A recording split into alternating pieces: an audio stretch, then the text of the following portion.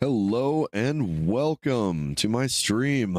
My name is Uneasy Uneasy Cow. Excuse me, I was doing something. I slipped it. Anyways, my name is Uneasy Cow. Welcome to my stream. Today we're going to be playing some Monsters and Memories. Try to cut down on the us again.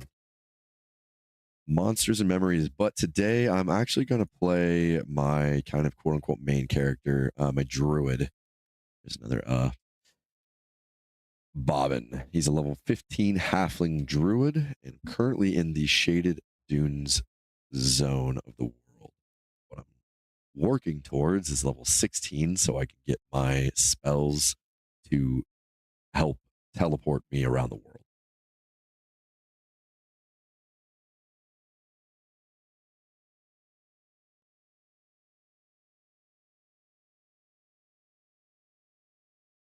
Alrighty.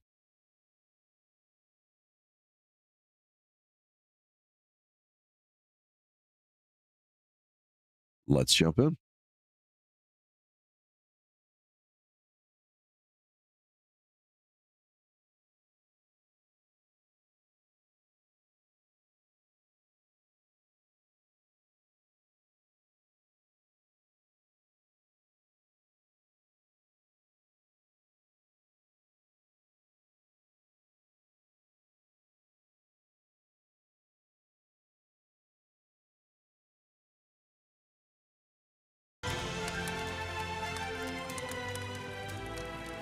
Oh, I guess I thought I hit my button, but it did not press or depress or whatever. It's on a touch screen, so there's not really a press action that it has, so I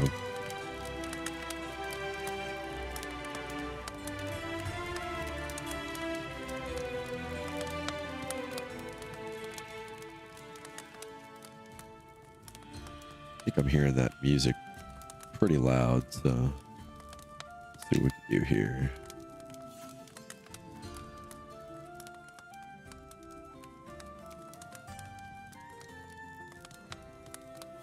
I love the music. It's rather loud. We'll see how that does.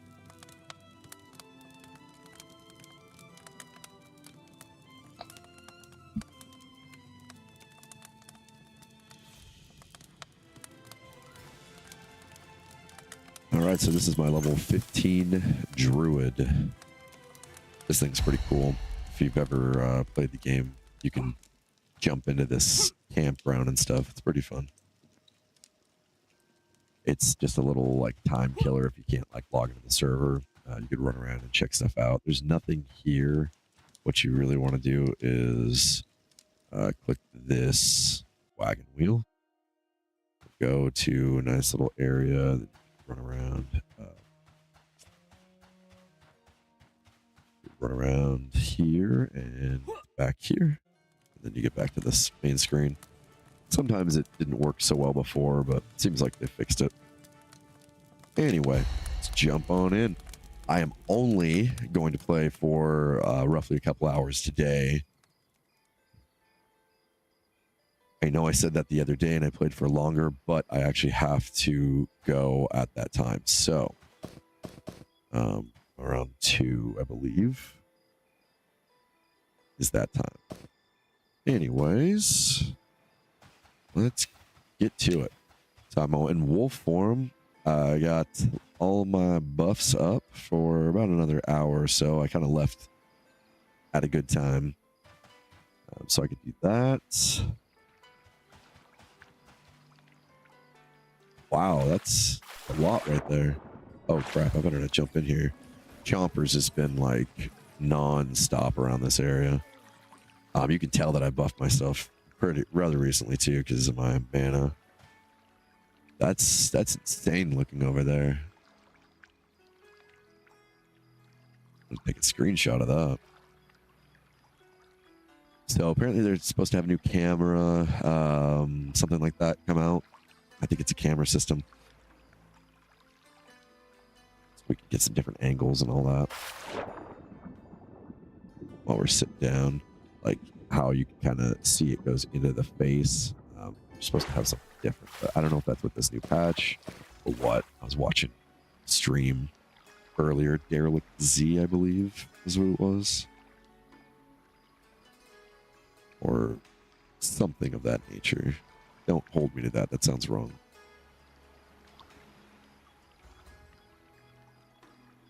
Anyways, doing animations and camera and stuff like that. But Chompers has been in the area, frequenting quite a bit. I really don't want to get caught. That would not be fun.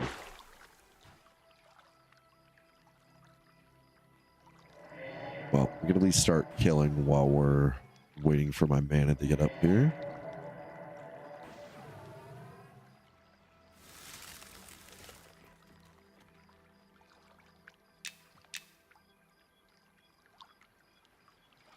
Oh, looks like they're done over there.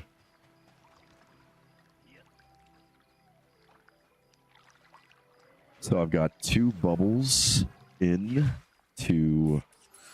Oops. 2 bubbles into 15. So 3 bubbles to go. And I will...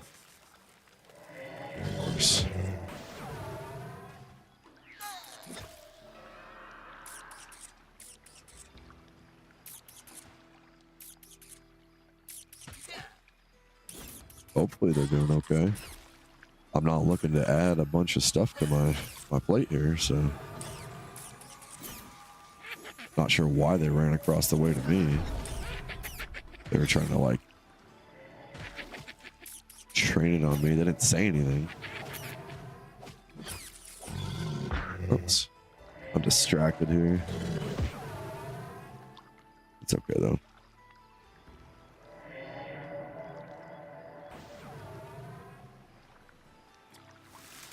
So, yeah, this is Monsters and Memories.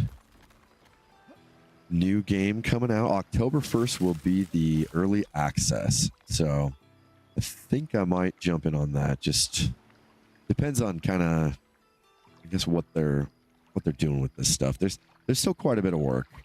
I know it's the team is like mainly volunteers and stuff, but if not all volunteers, but it still needs a lot of work. You see in the main city alone, this big city that for some reason, oh, there, you can see the top of it right here with my mouse.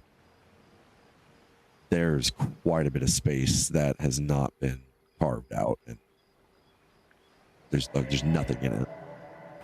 So they still have a bit of work to do in that regard. Oh, I have nothing to drink. Let's go ahead and summon some drink here. Niche Worlds Cult is who is making this. It's like a not spiritual successor, but it's inspired by games like EverQuest, Dark Age of Camelot, WoW, Star Wars Galaxies. I think even Asheron's Call, if I'm not mistaken, but I could be. Don't hold me to anything I say. My brain doesn't work so well.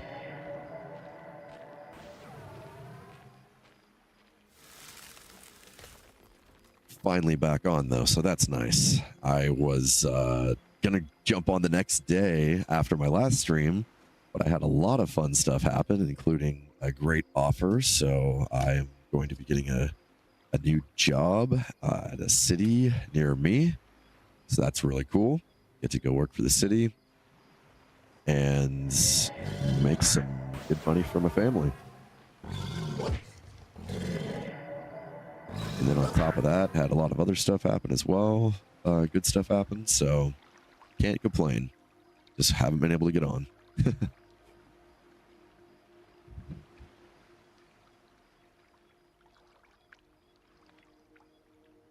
Yeah, half mana. All right. Killing like this can take a little bit, but it's nice and calm and easy. You don't have to worry about a bunch. I can manage, 2, 3 at a time, but it gets hectic. Sometimes the good thing about these games, and one of the things that they're kind of making this game to be, is a chill game. So you don't have to always be on 100% looking out for yourself, this, that, the other, you know, like other games. You can sort of hang back and do this. Still level up. I've done all this solo, a 1 to 15 solo. I've actually killed quite a few named. I've done quite a bit of stuff. Maybe not as much as some others who have a group or something. Like, I haven't gone into this dungeon, Ancient Crypt. There's a dungeon right over here, Infested Crypt. A couple of different crypts. I haven't gone into those, or I have gone into those, but I haven't gone deep yet to kill like any named or anything like that. I have gone with a group once, but that was very, very interesting. I don't usually group up much because I don't have a ton of time. So it's easier just to be able to dip out on my own. Although a lot of groups, you know, they don't, you can usually jump in, jump out pretty easily. I don't necessarily like doing that when I don't have a ton of time. Got a bunch of copper ore that I'm collecting for my other character, who is a blacksmith smelter, who has made armor and stuff for my other characters.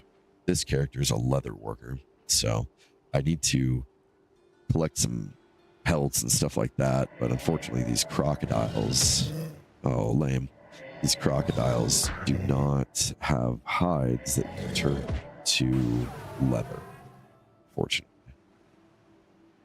So it's only low quality or high quality, or I'm assuming medium quality. I haven't seen the others, but except for low quality, but I'm assuming those other two should exist along the way. It's only those that you could turn into rawhide scraps.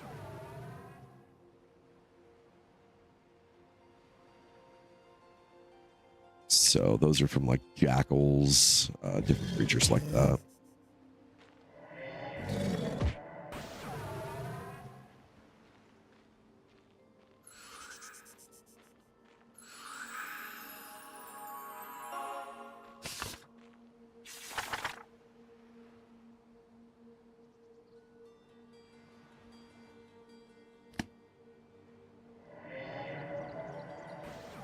I wish I had a timer. I keep forgetting, because this is 30 seconds, although it can go off based on damage right here. So root your target with twisting tendrils, immobilizing them for 30 seconds. This spell has a chance to be removed by damage. And so I have my dots over here, damage over time. And as those are going, they have a chance every so often to remove this effect. So I'm just trying to make sure that I keep them where I want them. And then I got to rebuff a couple of these things here. My regen. Get my health regen back here. See, there it goes. That was definitely not 30 seconds.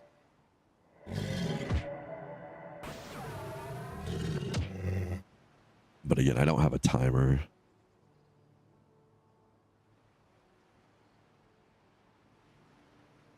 That's what I need to get is be nice to do maybe an on-screen timer would be cool. So we can kind of see what's going on. And then everyone can kind of see how long it lasts. It's 30 seconds, yes, but I usually do it. Ideally 28 seconds would be good because it's a 2-second cast time. So by the time you get the cast off, it's just removing that. And then there may be a quarter of an inch, if even, closer to you. And so not much gain, not much lost. With that potential for it to take away, then there is the potential for you to miscount like that.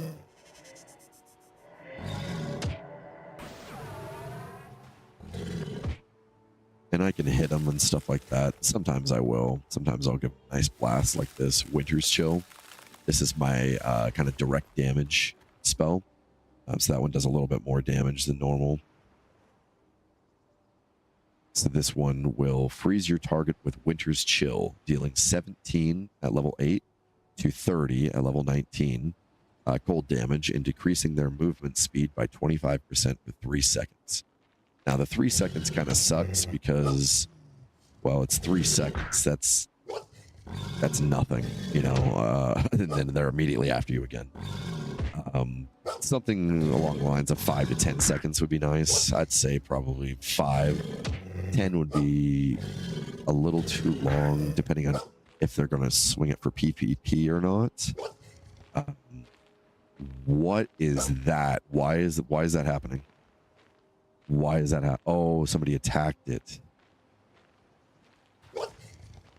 Interesting.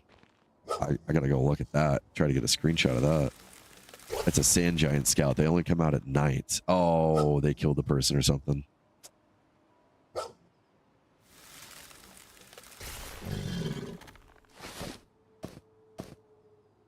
Oh, shoot.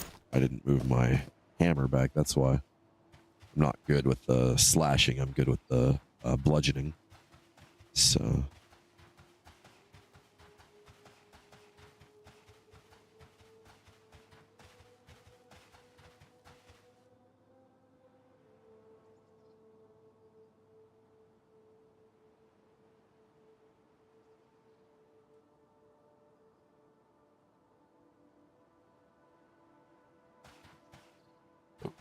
I don't know what happened. This person's a level 11.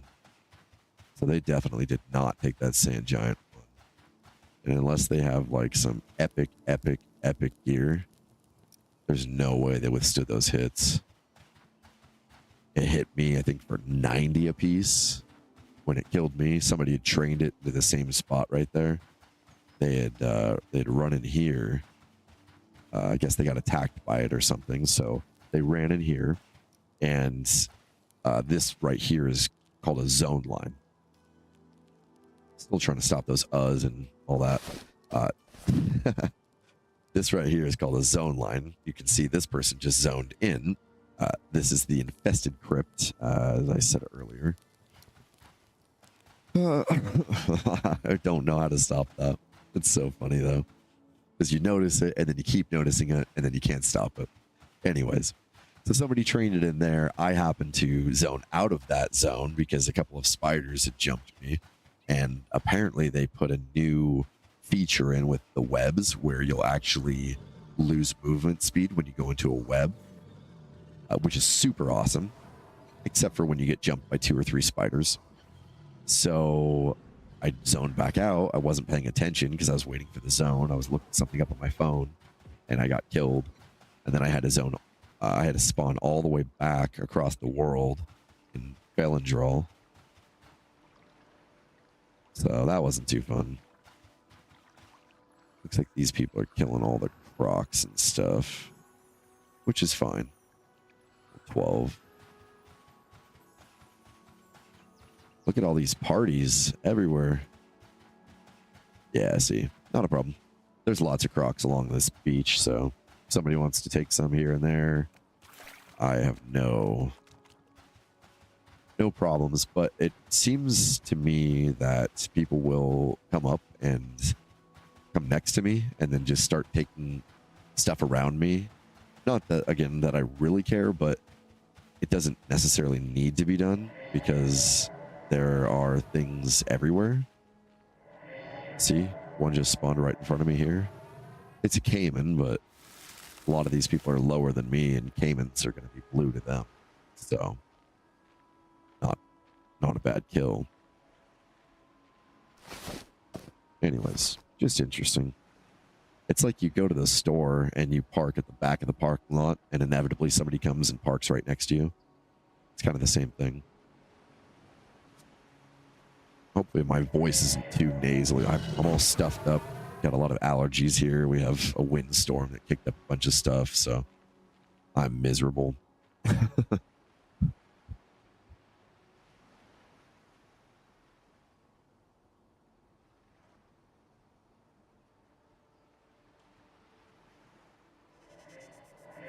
Looks like this did not actually apply.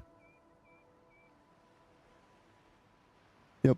Anyways, had lots of good things happen recently, so I'm very, very excited about that. Lots of great stuff to come, and who knows, maybe I'll start streaming more on my off days, have a set schedule or something that everybody can rely on. I'd ultimately like to start doing series like The Witcher, do like Witcher 1, 2, and 3. I own all 3 games, never played them, which is like a crime because my dad tells me all the time how good Witcher 3 is. Loves it. But I have a few like that. Doom, the new Doom, that was redone by Bethesda. I have those. I haven't played those. Wolfenstein, the new ones that Bethesda did. Yeah, I've got quite a few sitting in my queue, and I just have not.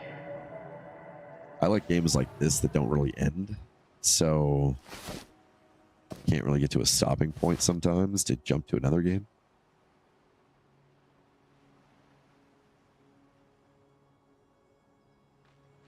I do desperately need that timer, though.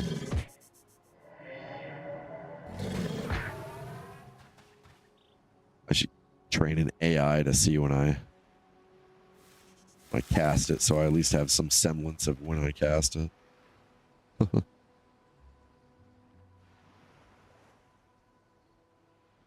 Welcome anybody who has joined me. I see my numbers have gone up a little bit.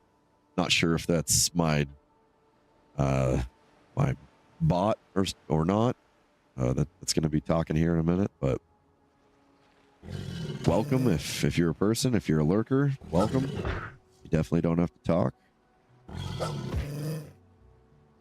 But thanks for joining me.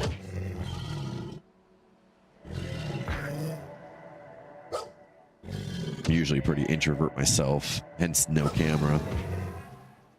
Well, it actually took quite a bit to start talking.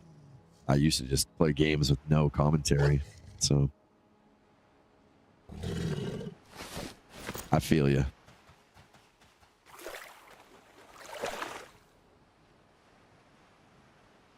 Oof, there's a lot of people. I wonder. Usually I'll go like down by this little pillar in the sand, but they tend to be a little bit lower level, a little bit higher level down this way, so that's why I like to kind of stay down this way. But Chompers is a named crocodile, so he's a little higher level than the normal crocodiles, and will kind of kick my butt, so I got to kind of watch out. I forgot I got to stop for that. Let's see, crocodile steaks. And I got my peppered wolf meat. I'm going to try to find some sea salt. I don't know where, I don't know when, I don't know how. I've visited a lot of cooks, but everybody's beat me to it. I need to get sea salt so I can cook all this crocodile meat. I need sea salt, butter, and I don't remember what the last thing is.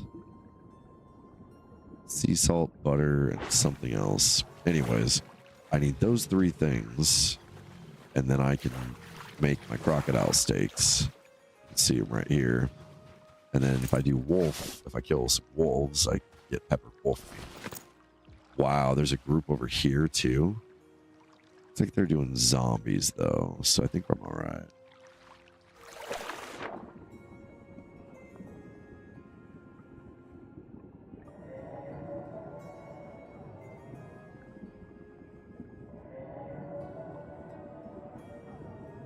If you have any questions about the game, if anybody's sitting on the benches there, feel free to ask. I know some stuff, I don't know all. I've learned a lot from other channels, but yeah, I've tried to learn a lot myself. I've read through a lot of the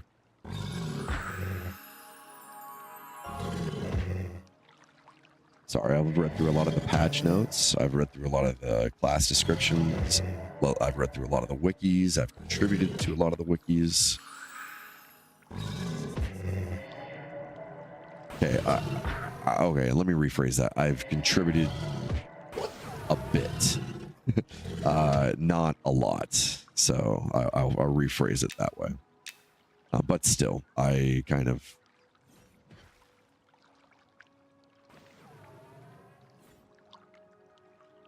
I think that was the game.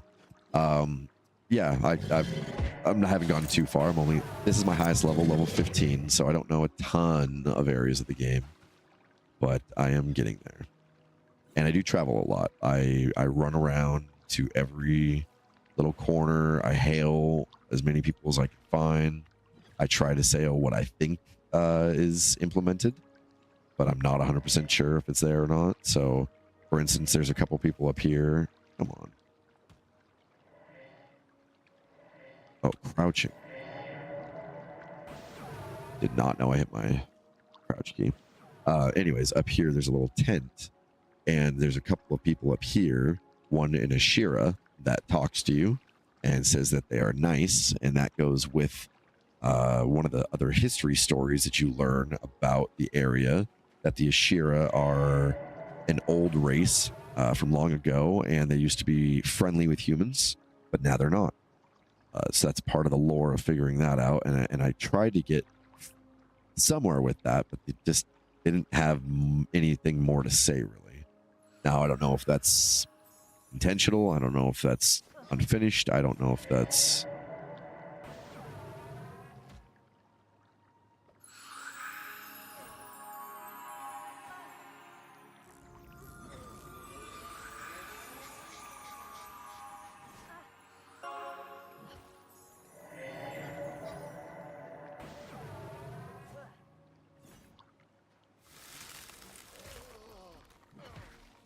That person asked me for a Speed of the Wild. I'll try to pepper the new name in there.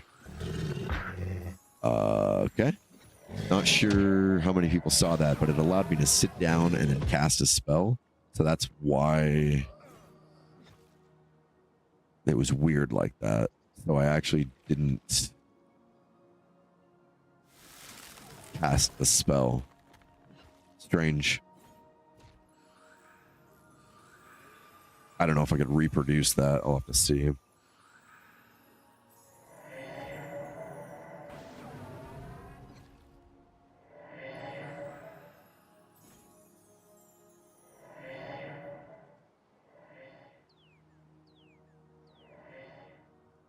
Huh. Yeah, I can't reproduce it. Because I had sat down right as I clicked that. Oh, look at you.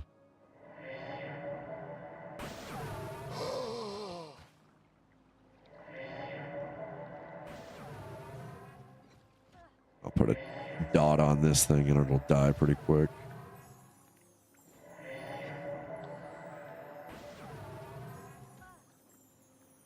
Like I said, I'm doing this rather slow. I could do this a lot faster. Kind of similar to how this is going right here. I would just root him and dot him, or I would snare him, which I could do to this one. And so then when he gets out of his root, he's real slow. Like that. And put that back on him. Then I just run him around like this. I just got a snare. Oh, it interrupted me. That's okay. Kill this zombie. There we go. It was a green. There was nothing to it. But apparently I got some experience on it, so it must have been a dark green. That's cool. I'll take that.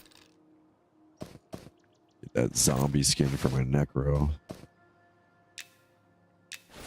Oh. Yep. Well, that's a hell of a spawn. That's okay. Do that. Do lesser frostbite. Let's go ahead and root it. Get back. Heal up real quick with Touch of Nature. And we'll hit this thing with a Winter's Chill. Take most of its health away here. There we go.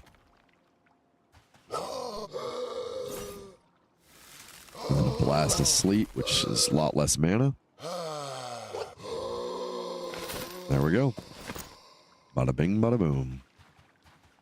It was only a green, so not much gain, but that's okay. Okay, so that group must have just been for zombies. Let's see what we can do here. Light that fire. Let's harvest this. This is kind of a higher level. There's my stream elements. Like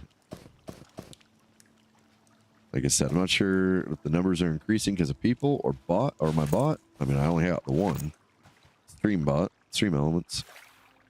So welcome if anybody else has joined. Doing some monsters and memories, especially if you're on YouTube, because YouTube does not currently have the game. It will not let me set the game name, which it's not in early access. It's actually a beta, but I mean, it's popular enough.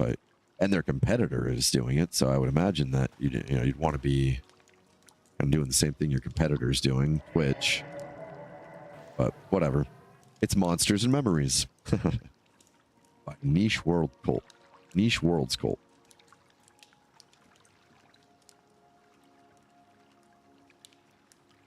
So I'm back here by this fire because I'm trying to get this what's called a buff.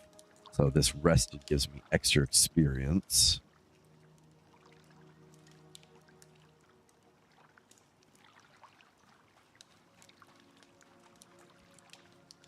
I'm just trying to let this...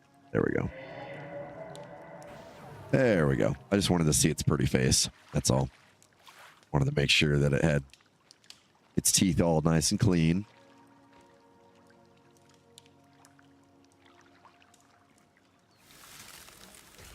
All right, so we got to put these back on it. Lesser Frostbite and Swarm of Mites.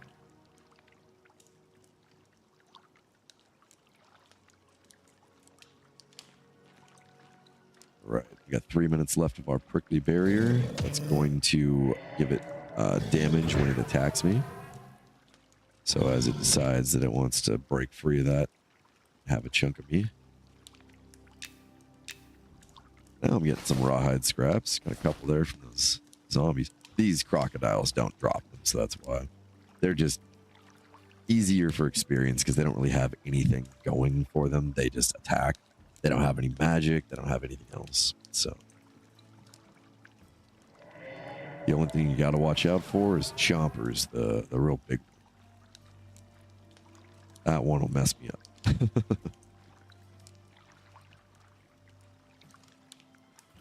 Not too bad, about half a bubble. It is going a little slow, but like I said, I just want to take the time a little bit on this. And I was kind of focusing on some other stuff, so I can do is I can start attacking this one.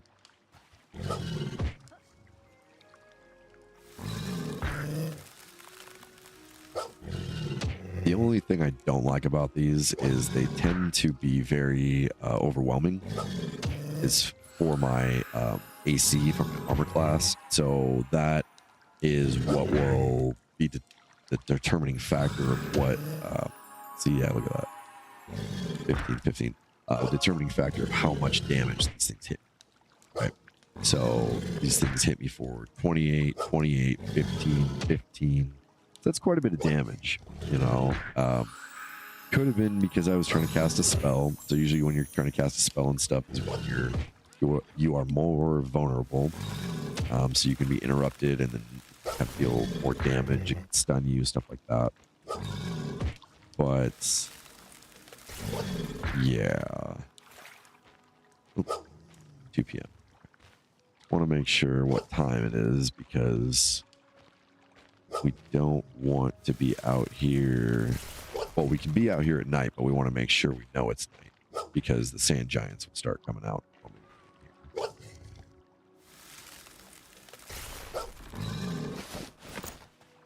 Anyways, the crocodiles, like I was saying, they don't give any loot. They just give hide, which isn't really anything either. You can just sell those. Hopefully they'll get to the point where like all hide are usable because these will give you crocodile hide and pristine crocodile hide, which from my understanding you could sell those. It's kind of useless in my opinion. They should just make those a tannable hide and make those be made into scraps and stuff. Or they could do variances because there's scraps and there's something else that I can't think of right now.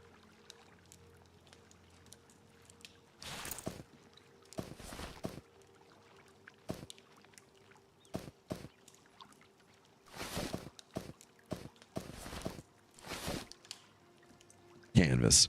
So they can just have certain maybe low quality, medium quality, high quality pelts, make those into canvas, and maybe like crocodile hides, turn those into scraps or vice versa, something like that.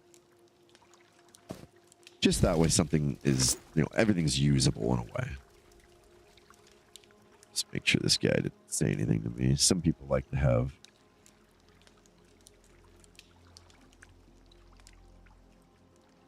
oh, he's already got it. Perfect. They like to have that speed of the wild. It just makes traveling so much faster, so much nicer. I messed up my word because I was trying to combine two words.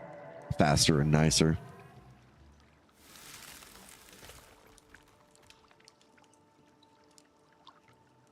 All right.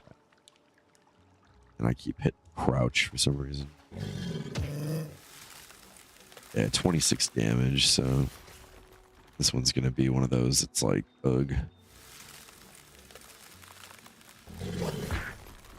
So these are doing, we do a thing called considering. So I consider the mob, the monster, the crocodile, and it considers at a blue. And it says it might prove to be a difficult battle. There's things such as light blue and dark blue. So for a dark blue, which this is, they're a little bit harder. They're a little bit closer to my level, and therefore a little bit closer to higher level damage, stuff like that. So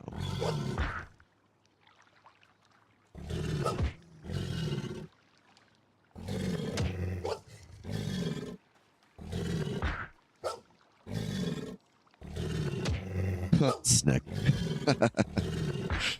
That's good. All right, get that bludgeoning skill up there. 73. 73 to 75.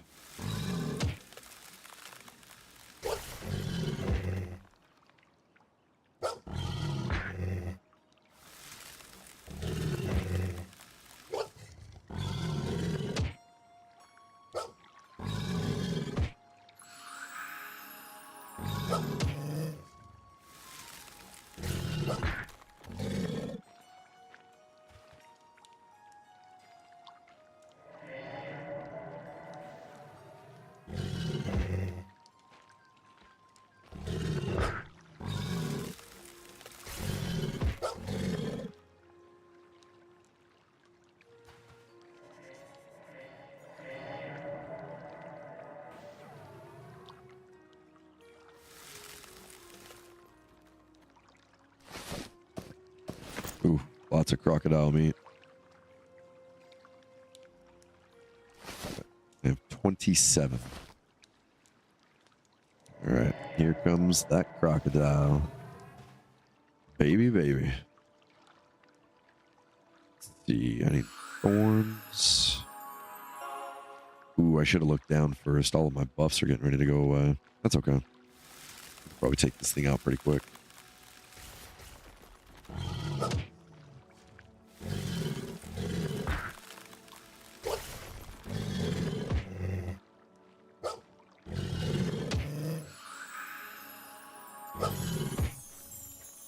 This one is definitely deep blue. It's hitting me real hard.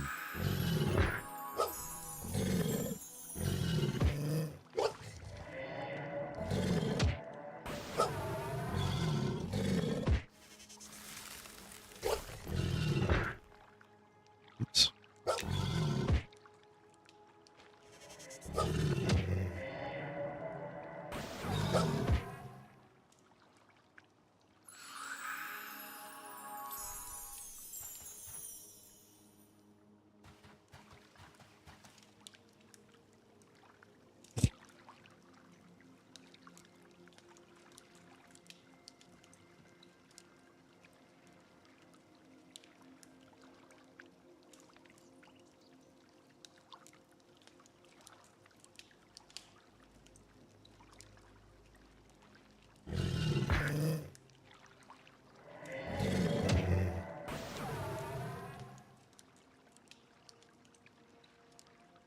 Hey, how's it going?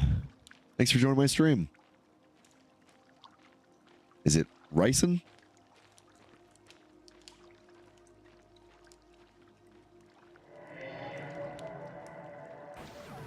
Awesome. The Rogue. I'm guessing you're a little shifty.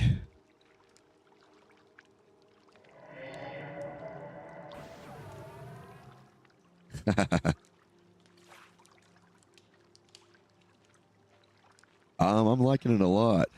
Looks like you're on the Twitch side. So yeah, this is Monsters and Memories. It's a game in development from Niche Worlds Cult. It's kind of like inspired by EverQuest and other MMOs like that. Star Wars Galaxies, World of Warcraft. Yeah, I love it. I used to play EverQuest back in the day when I was young. Played with my dad. So I really enjoy this, everything about it, honestly. The aesthetic, everything. Oh, awesome. Star Wars Galaxies. That's great. Yeah, I loved that one. It was such a shame what happened to it. I loved Star Wars Galaxies. I was a master bounty hunter with houses on Naboo and Tatooine and all sorts of places. I had, you know, the highest Imperial favor. Yeah, I was just, did the beta of that and started day one. I loved Star Wars Galaxies. Even had my mom play. Like it was awesome. She actually was the one because you know, you had trade skills, so I had her character do all of the armor and all that stuff. So yeah, it was pretty good. Oh crap! I got to talking and I forgot all about my stuff. We'll still be able to kill this bad boy.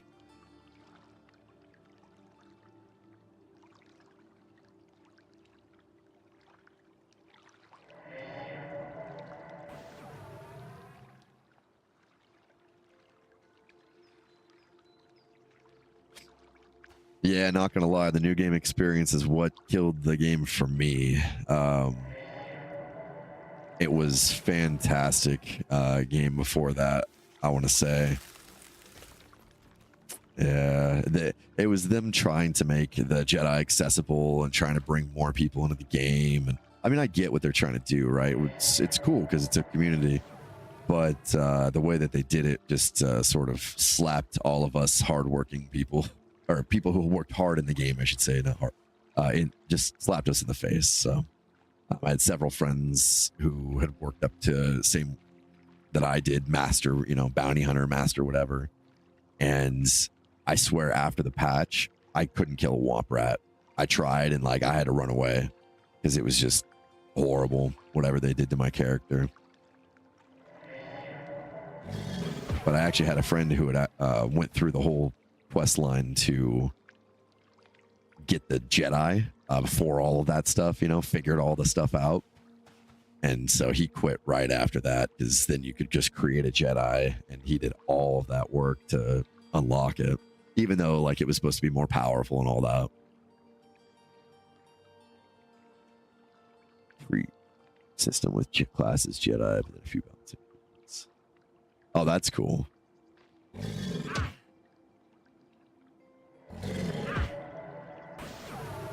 Oh, interesting.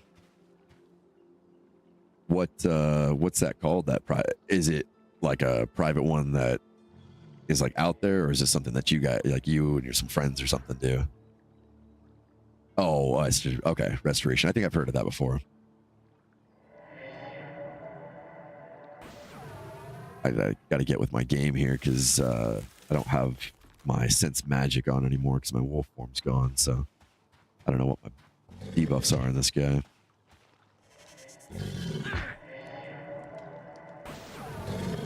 Could have probably also had him killed a lot sooner. Wow, that actually is quite a few. 2,000 people.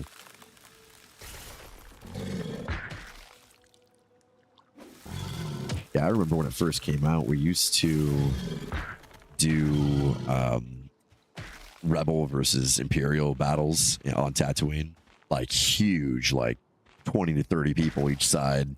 You know, it was a lot of fun. We were out just in the middle of the desert. There's like this outpost we'd sort of all meet at, and we would just start tanking each other, and it was great. All right, let me put some wood in this real quick. What class are you playing for this? Well, so I am usually a fighter or a warrior. Yeah, Bastine and Anchorhead. I think. I can't remember anymore.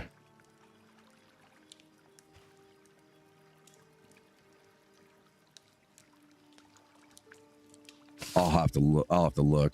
My brain will not be able to remember that right now. Let me go back to my class. So my class currently is a druid. That's what I'm playing right now. I normally play as like a warrior or a fighter class. In EverQuest, I was a dwarf warrior, and did that for everything. I was main tank for everything, raids, all of that. So my dad was actually a druid, so a halfling druid. So that's why I created this character. Kind of that way, trying out his side of the world. It was a lot of fun playing with him. You know, he had all the buffs. He could transport us across the world. You know, the speed buff is always great, right? Speed of the wolf, but speed of the wild here. So I'm going to druid. My next level, which is like a couple of bubbles away, I will get the spells to be able to transport to the different portals. So that'll be fun.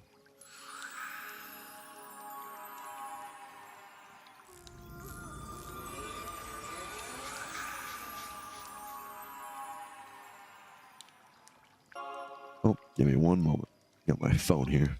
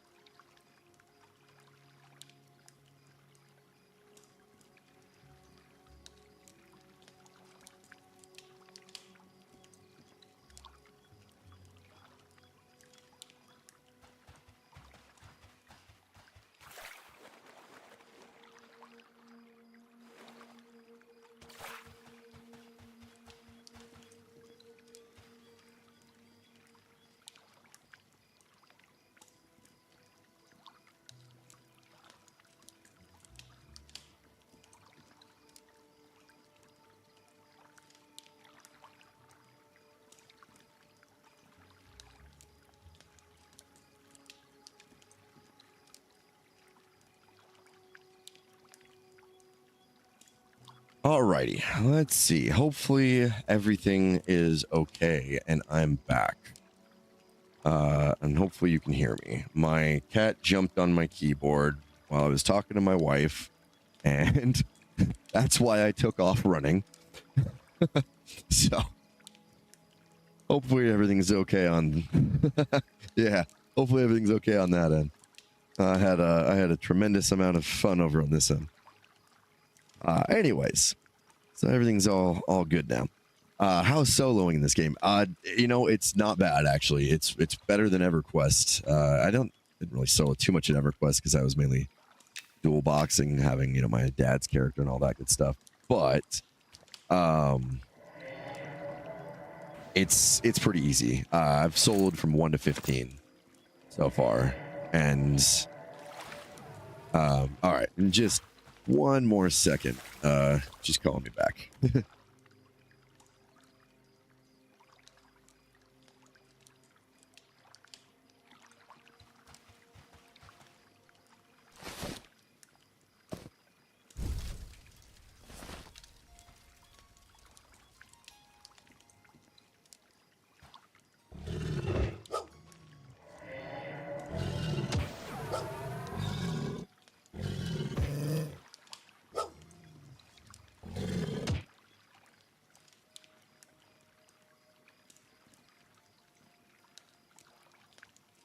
Alrighty, sorry about that. Just trying to figure something out for my kids in their school. Yeah, I invited my friend, and he's been. I think he's been playing. Not quite sure if he's been on recently. He travels a lot, so. But anyways, he's excited too. We used to play EverQuest back in the day when we were kids, so this is kind of that. Scratch that itch.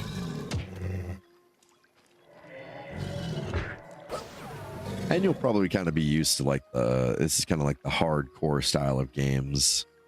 Don't quite remember how Star Wars Galaxies was with it, like when you died. But this game is more unforgiving. I don't know if you were here when I had mentioned, so a sand giant, so this thing here, it's considered red to me, so it'll kill me. Oops. Definitely don't want to root the sand giant.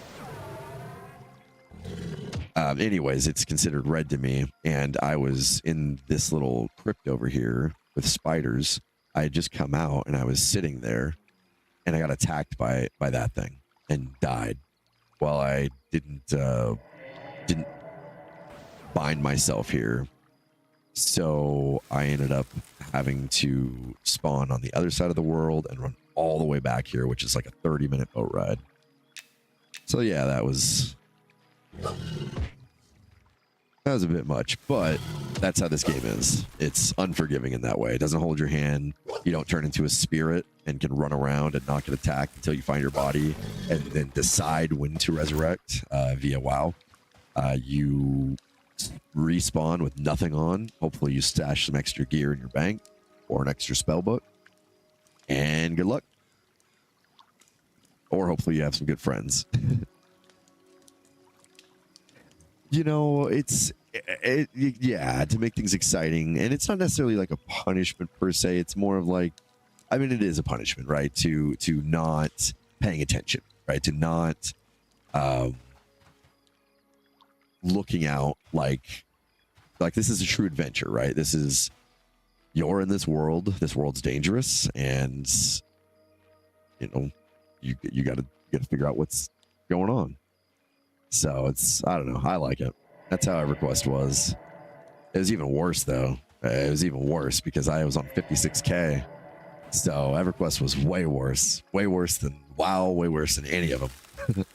Asheron's Call would probably be, or Ultima Online would probably be on par because that was around that era, but nothing like getting disconnected because your mom calls and you're in the middle of a very hard dungeon at the bottom as the person who is not only pulling, but tanking and being the one to keep, you know, everybody from dying, basically. Yeah, it's... that was a hard, rough time.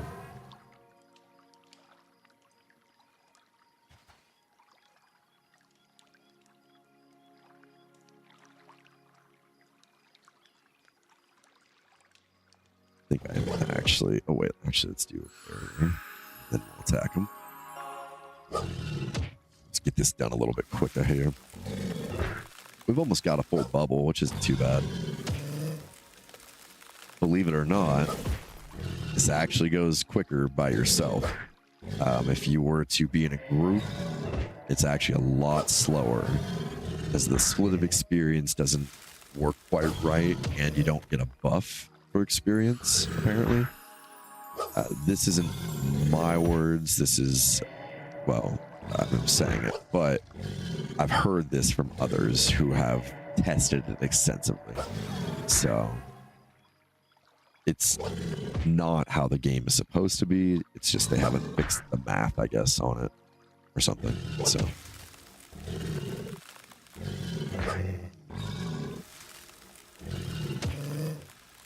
but I like these games because of the sense of accomplishment, because it is so hard. You know, so when you finally do win, when you finally do get that piece of armor, when you finally do get to that area, it feels like you accomplished so much more because it was so much harder. Yeah. Yeah, I've taken pictures, you know, that was one of the things that I took a liking to when I was younger. Unfortunately, hardware dies, and I just didn't have good backups when I was 14, or, you know. But I took pictures in all of the dungeons, all of the raids, all of the events that I did. So my character was in all parts of the world of Norath. And I took part in some pretty cool stuff, too.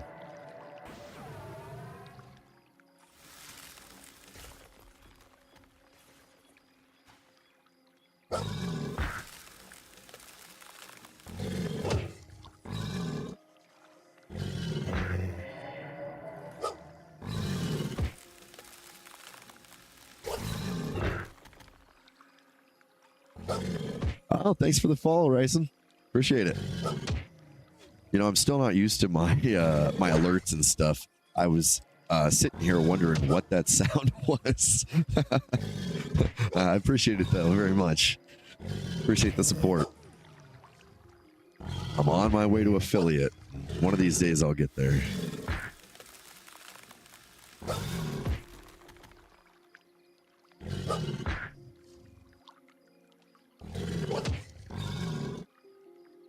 What I have to do is I'll have to customize those sounds. That'll help me out. I'll have to get like a cow or something running across, you know, with a flag or something cool like that.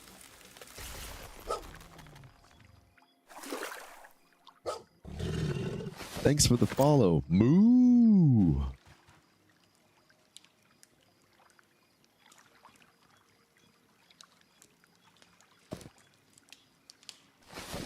I want to say that the campfire is dying. Yep. I was right. I was right. Sometimes it's hard to tell.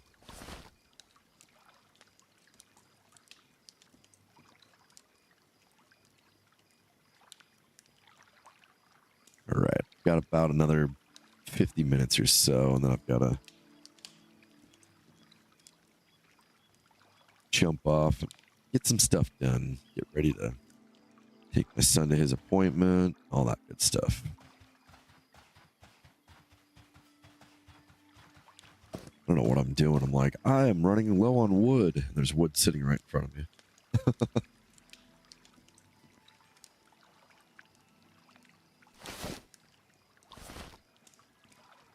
All right.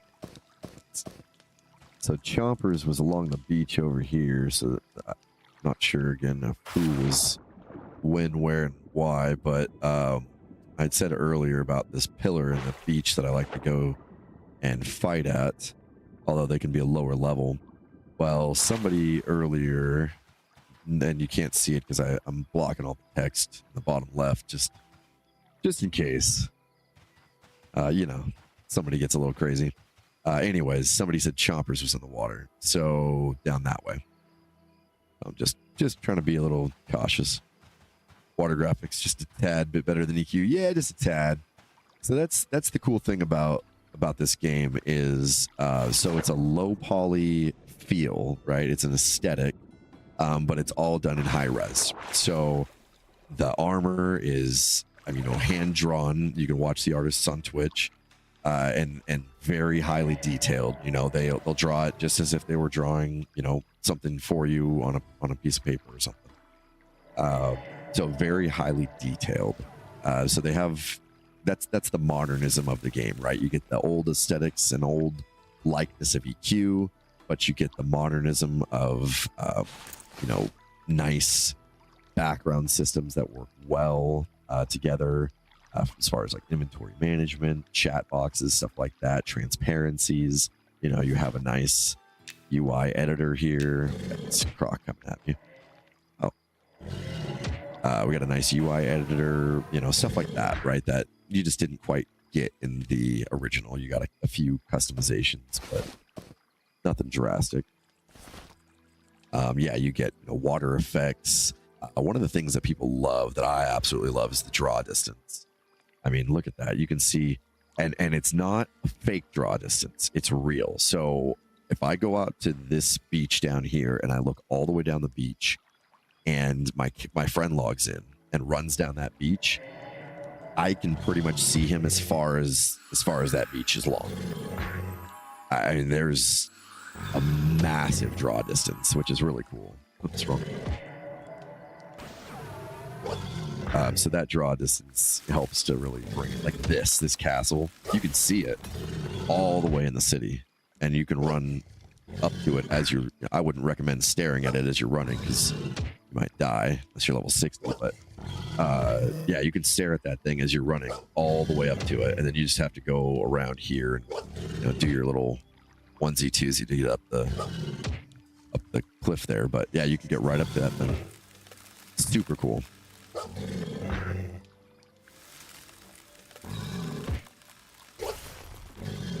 They do still do the zoning though, so it's got that that old linked map feel versus seamless world like World of Warcraft. That was what they brought to the table, right? It was the seamless world.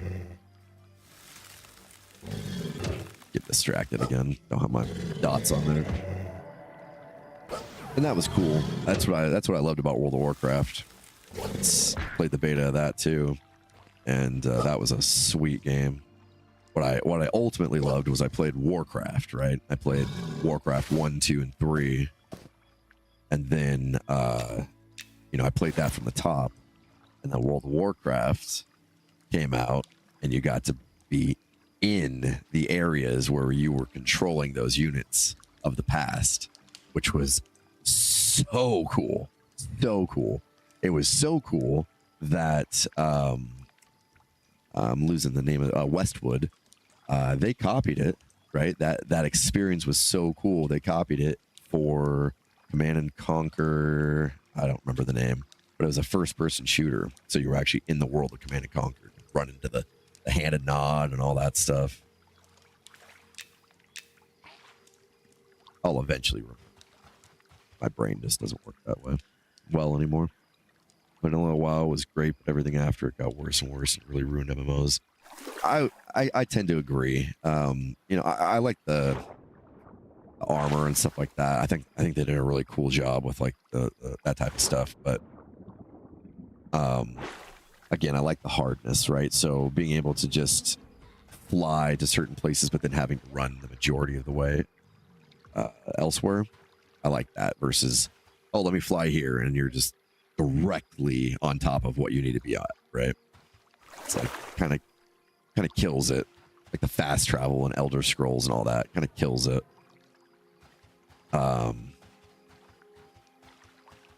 Necessity at some point, I see, maybe making like a wagon or something for fast travel, like Red Dead style.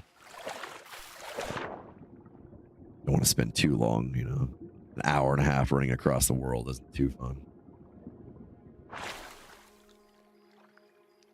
But yeah, the one thing that, like for me, I'm an introvert, but I do love these games, and I think a lot of people do, because even though you're an introvert, you can still, be an extrovert in these games because nobody knows you, right?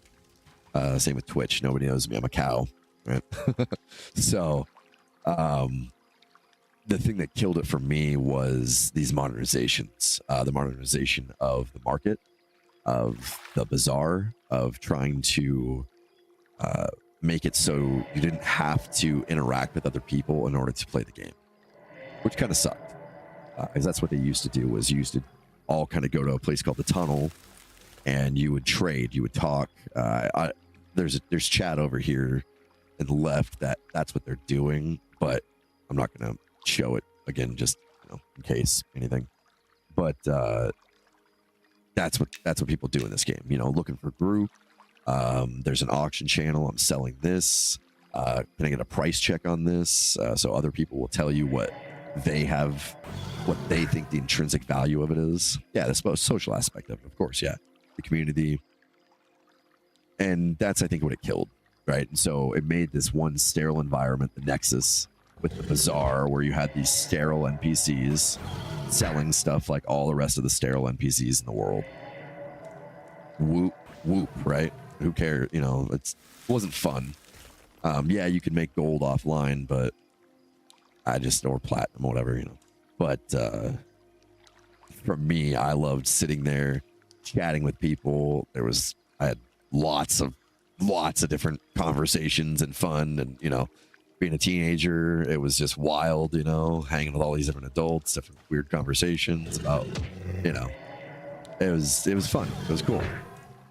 And you don't quite get that. Not I guess I made that kind of sound. Teenagers talking with adults. It sounds kind of weird, but not in a weird way. So.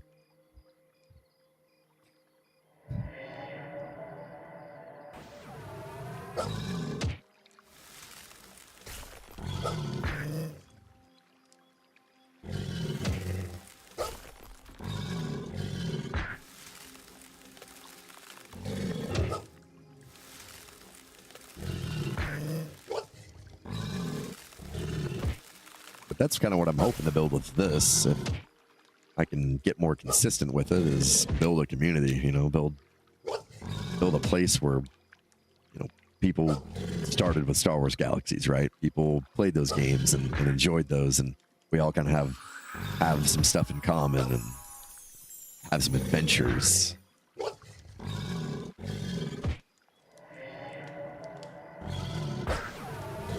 Like, for instance, I was Master Ninja Looter in Star Wars Galaxies.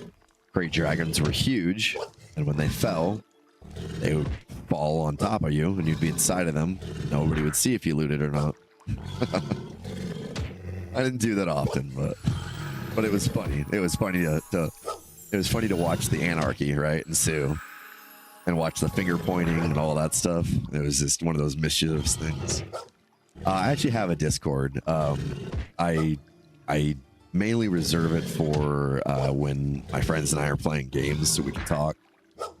I've been trying to, I don't know, a lot of people say about like crap with Discord about, how unsafe it is or whatever. Not sure in what regard that is, because I'm an IT person, so not really getting through anything through Discord, but I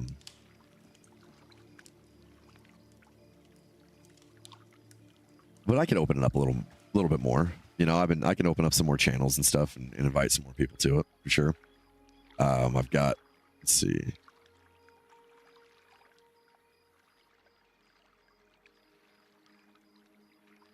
I think that's what I'll do. It's called Uneasy Cows Farmstead. I'll kind of open it up a little bit more and make it a little bit more viable. And then people can hang out in there and talk about the games. Or talk about what games they want to see me play, maybe. How is Rogue in this game? I'm not sure. I haven't actually played Rogue. Rogue's not really one of the classes that appeals to me much, which is interesting. I'm trying to stop the I haven't been good at it. It's interesting because in Elder Scrolls, that's what I love, but I think that's what a lot of people love, is doing the sneaking around, 5 times damage, take somebody out in one shot thing. can't quite do that in these games, so I think that's why I don't really appeal towards. It doesn't really appeal towards me. But I've heard it is good. Yes, I've heard that as well. Second loot table. Which actually sounds awesome. That sounds like a very, very cool feature to have to differentiate between play styles, right? Because nobody else can steal. And maybe you get to an item that, you know, is in a pocket or something, right?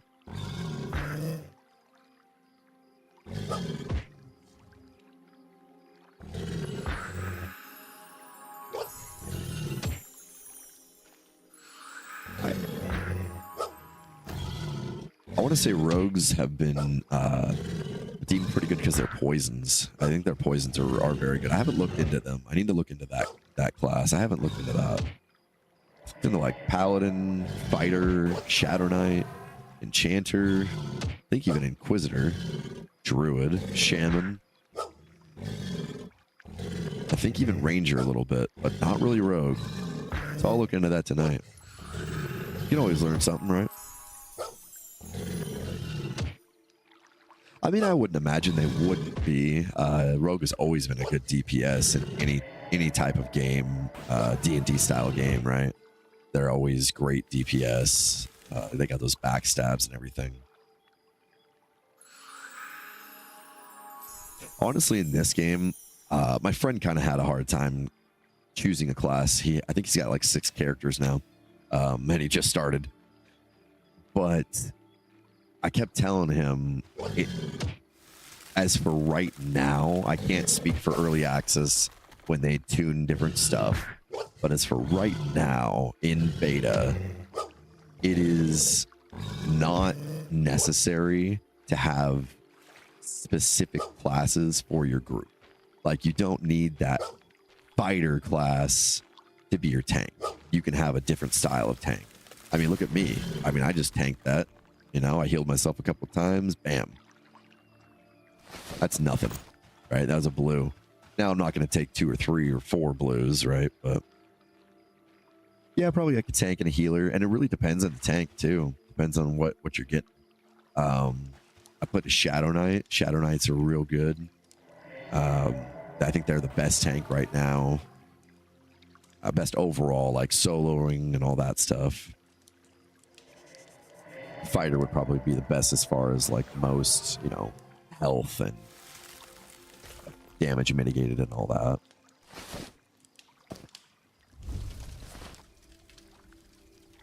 Yeah, SK's it's real cool. It's a real cool class. I don't think they've redone it. They're doing like these deep dives in the classes, so I don't think they've redone that one yet. But it is, oh, right as I sit down, of course. It's a real cool class. I like it. I was doing 2, 3, 4 mobs, just easy. Now with buffs, obviously, it's way easier, but yeah, Shadow Knight Rogue. Yeah, see, I rolled a Necro as my first main on this, and I really do love the Necro, and they're really good and all that, but I wanted to move faster. I wanted to be able to port and all that stuff. At the end of the day, at the end of the day, I wanted to be able to move across the world and all that, kind of like, you know, my dad was able to do back in the day when he was a druid. And so I just, wizards can also do that. I just didn't want to be the pure caster. I wanted to have some more utility, like brambles, all of that type of stuff. And so far, druid has been my bag. I'm thoroughly enjoying druid. Now, I've heard stuff about shaman, and shaman's pretty good. Yeah. So I'll probably do druid, and I might do fighter, but necromancer, I think. I don't know if I want to do 2 like casters as my main, you know? Probably want to do 1 fighter, 1 caster. Just kind of change it up a little bit when I get bored. Is waiting for mana and all that stuff, getting interrupted constantly. Kind of gets old. We'll mana up here just for a second. I need a regen. Let's get regen on here. I got that charm up just in case. I need to charm anything that's kicking my butt. I noticed an uptick in my viewers. Welcome anybody who is lurking or sitting on the bench there. You're more than welcome. You don't have to say anything. Welcome in. More than welcome to sit there. Appreciate the support.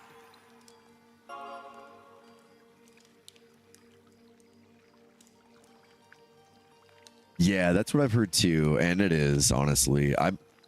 I'm not so great at doing all the kiting, so I could probably get a lot better at fear kiting. But yeah, once I started going to, so like I said, it was my first character, so I had to, I had to come up in the world, right? So I had to get my copper, I had to get my spells, I had to get all that stuff. Now I'm up to 57 silver on my secondary. Well, this is kind of my main now, but essentially a secondary character.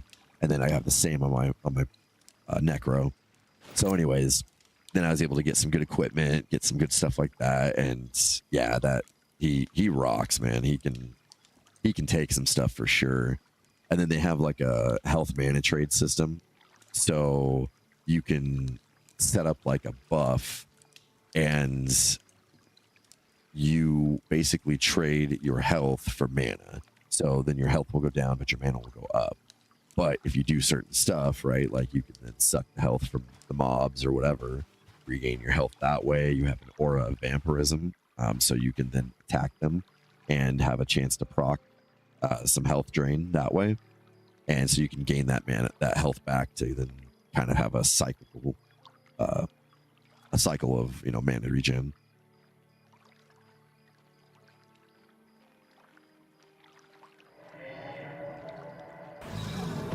Sorry, just seeing what people are saying and out of character there.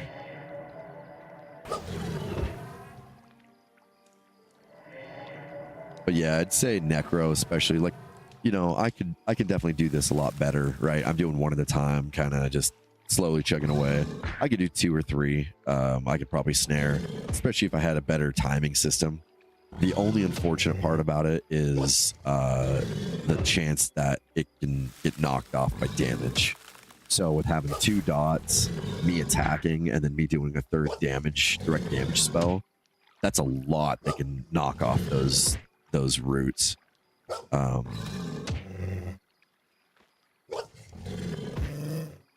excuse me, not attacking, but doing the direct damage spell. That's a lot that can knock off those roots. So it's hard to time it, right? It could be 30 seconds, could be 2 seconds. I wish it was more consistent because it would help, it would have a more consistent leveling field, but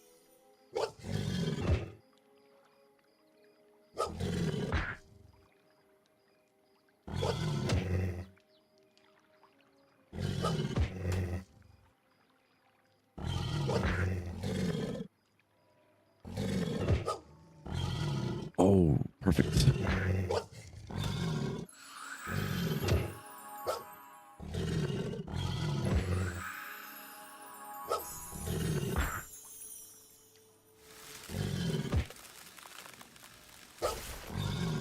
Ooh, this was a dark blue. It must be like 1 level below me or something. This thing's kicking my butt.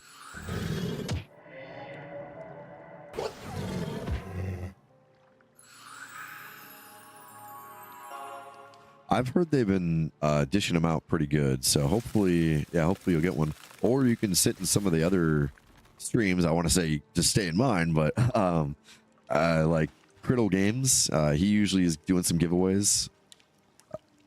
Primus MMO is doing some giveaways. There's a few of them out there, but of course I want you to stay on my stream. Mine's the best. Unfortunately, I don't have any keys. Actually, maybe I should check that. I would imagine they'd send me an email, but... Ah, yeah, Primus, yep.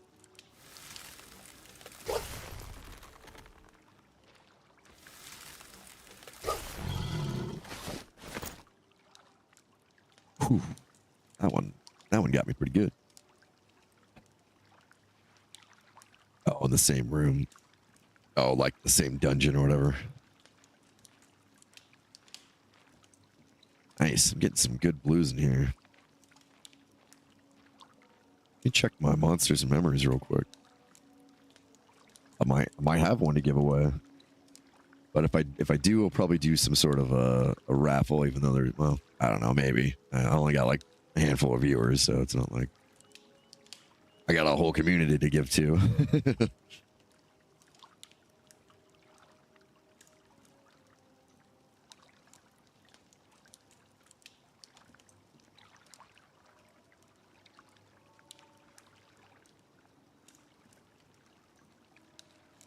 No, just the one. That's okay. They probably don't know I'm an important streamer.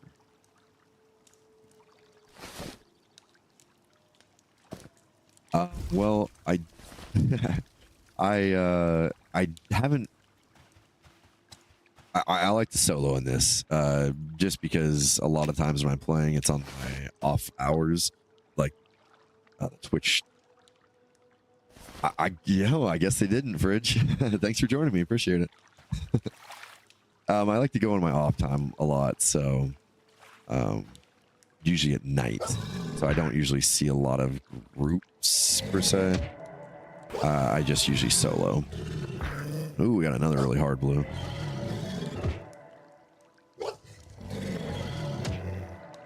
But also, I don't group because, as I had mentioned a little earlier, the grouping experience is just not as good. So you can kill stuff, faster, but you actually can level up quicker solo. So,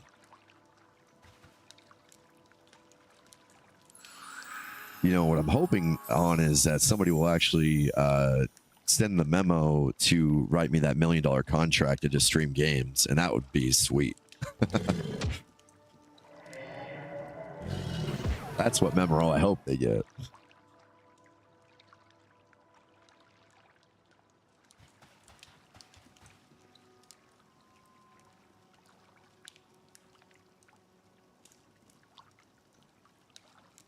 Alrighty, we are 1.5 bubs away from 16, getting my sweet spells. So once I get 16, I'm going to go ahead and port back to Felindral and go ahead and get all those awesome spells. Sucka. That time it actually stayed.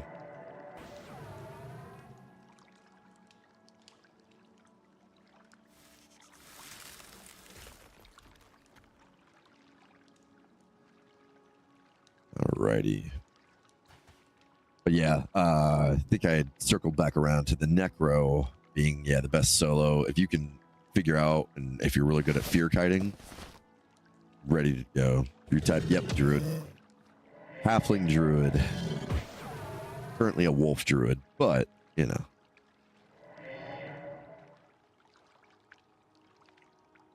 How are you doing today, Fridge? Have you played any of these games like MMOs, EverQuest, Star Wars Galaxies? This one is Monsters and Memories. This one is in development by Niche Worlds Cult. So this is inspired by games such as those. Nice. What was your jam? You got Ryson was Star Wars Galaxies. Mine was EverQuest when I first started. Been on the beta list, but you haven't gotten an invite? Really? That's insane. Oh, awesome. So you're even more of a veteran than I am. I got EQ when I convinced my dad to buy the Rise of Kunark expansion from so the place we have here, kind of like a Walmart. It's called a Fred Meyer. So it was on the shelf. It was just like the case, right? It was just the jewel case. There was no box or anything. That's what I $9.99 convinced my dad to buy it, and then we've played ever since. What did you play as an EQ?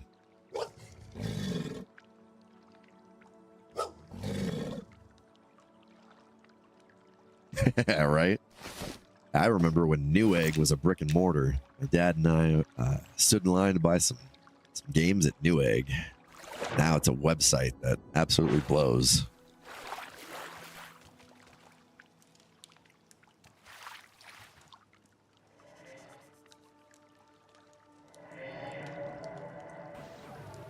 Nice, as a dwarf warrior.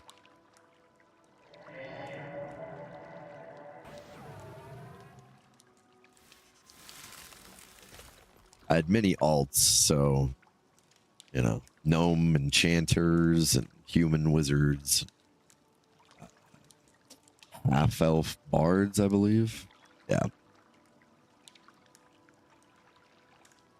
Yeah. I wish they'd go back to that. The box art was always so amazing on those games. I love box art.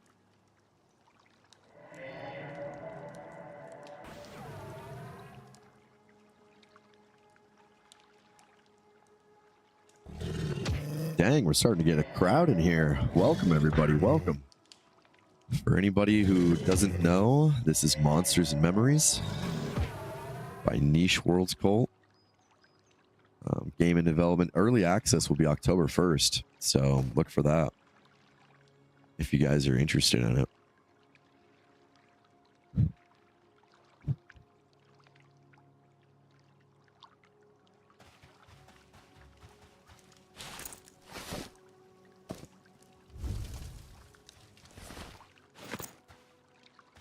Let's do some attacking on this bad boy. Glad Chompers hasn't decided to show his teeth around here, because I'm not quite high enough for him yet.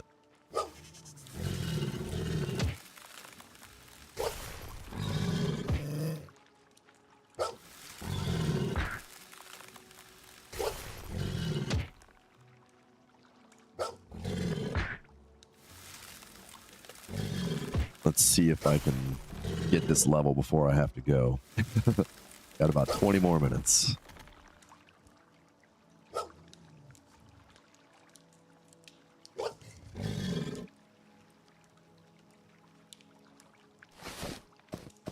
It's always so funny when people are kind of in character and playing. Person asking if they can sit at my fire. But EQ for until dragons jumped on the wagon for WoW.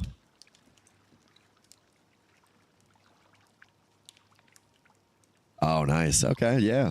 Yeah, I jumped on EQ. Did EQ for... I think that person's got higher speed than I do. Did EQ until... Oh, shoot. Planes of Power, I think, is when I dropped off. Honestly, I dropped off when EverQuest 2 launched. I want to say Planes of Power. Maybe Legacy of Yekisha, something like that. Anyways, yeah, I jumped on the WoW wagon. Not sure if you joined during my whole spiel about WoW, because I played, Warcraft 1, 2, and 3, and so jumping into the world was so sweet. And so I baited that, and I baited quite a few MMOs. Yet another one right here. Anyways, so yeah, jumped into WoW, did that for a little while. That was super cool. Did a Night Elf Hunter. Actually, I was a little disappointed because Blizzard stole my character's name.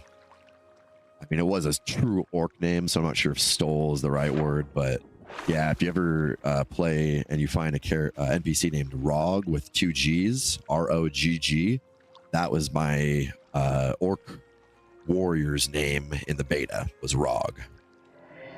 So...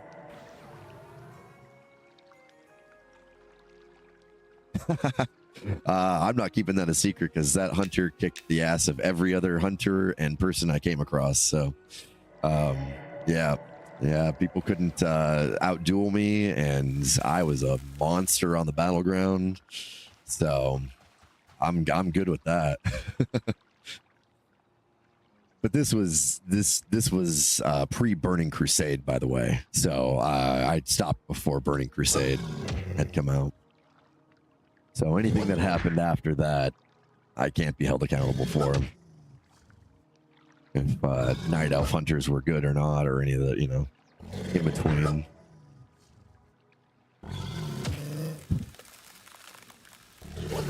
Planes of Power. Oh, that was sweet. Love Planes of Power.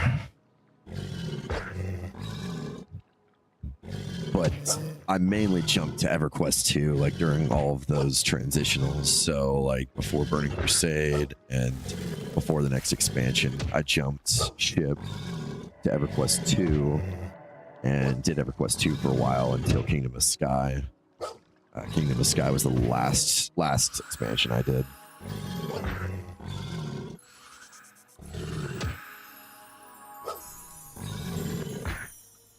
Oh, okay. Maybe that's where you're going with that. I'm not sure what resilience is. As far as what their definition is, I should say.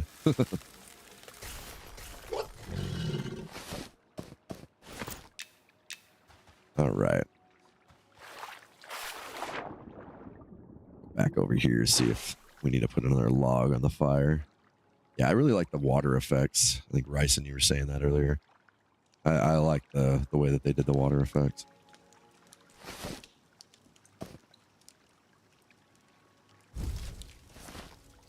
Yay, my swimming increased to 37. I've only swam for roughly 2 days worth of time.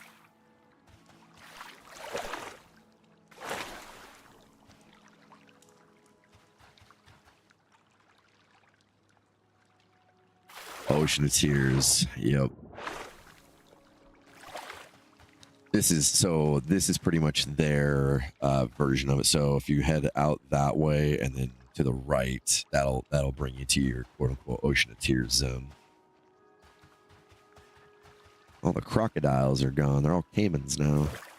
Caimans are too low for me. I mean, I think they'll still give me experience, but it's not. It's gonna be kind of trash. We want to do some light blues, deep blues. That's what's gonna get us where we need to be. Oh, that explains it.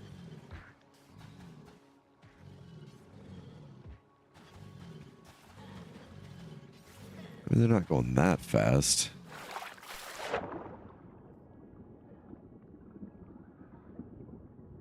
Yeah, it's funny because everybody, you know, all the comparisons, right? So you sit on the boat, you know, and everybody does all the boat games and all that good stuff. Talk about the tunnel and the Ocean of Tears. They kind of mimicked a lot of that, you know, in this game. They mimicked like how things are set up. Dang. I mean, even with 2 or 3 groups, there's usually a lot more crocodiles.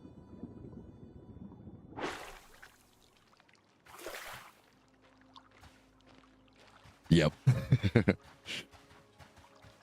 Yeah, I tried to do that here, but I came back and my guy had drowned.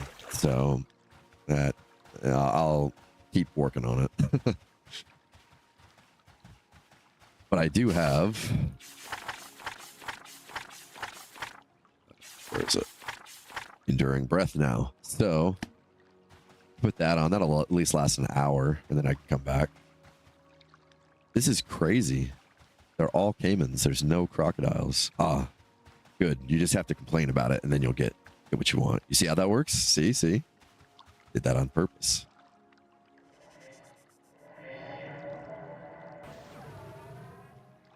You just got to play the game against itself. Then you get what you want.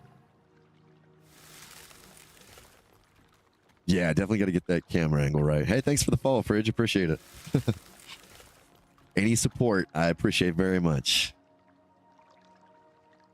I mean, hopefully I can turn this into a thing, but we'll see. I'm going to be starting a job here at the city next door to the city I live in. We kind of have like boroughs, so going to be starting a job at the city here soon. So, yay. That'll be fun. I used to work in the city I currently live in, but yeah, I gotta get that camera angle right. Yeah, I thought I did, but apparently they need to work on the position of their water or their position of their characters in the water. Right? Daven, I hope I'm saying that right. This game looks interesting. Yeah, it is. It's really cool. It's if you've ever played any old school MMOs, this takes a page right out of those books. And it does really well at it too. I mean, it's not perfect. You know, there are things wrong with it, of course. It's in development, but it's a good game. I like it. Scratches the itch of what I wanted. Something that was kind of more hardcore, didn't hold your hand. So, like for instance, this is your quest log, right? This is just this is just something that some person said to me, right? So you got to figure out what they're saying, and you got to kind of go based off of what they're saying. So for instance, this person right here, they're looking for Chompers. Chompers is a named crocodile, huge crocodile. And if you get a hide from him, you can take that to this person and they'll give you a reward for it. No, it's actually a new game. So it's a game in development. Yeah. I'm tossing some dots on them. You can see so the cold damage and the poison damage of the dots. So there's lesser frostbite and then swarm of bites. But when I'm talking, I'm kind of getting distracted too. It's not an old game. It's a new game. It's currently in development. Monsters and Memories developed by Niche Worlds Cult. It is based off of, or it is inspired by older MMOs. So like EverQuest, Asheron's Call, Star Wars Galaxies, even World of Warcraft.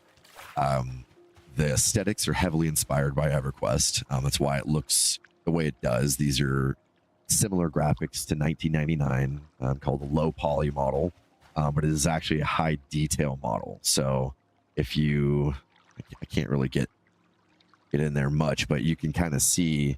So each of these are hand drawn. Like each segment of this is hand drawn by somebody, and so like each armor, stuff like that, the links.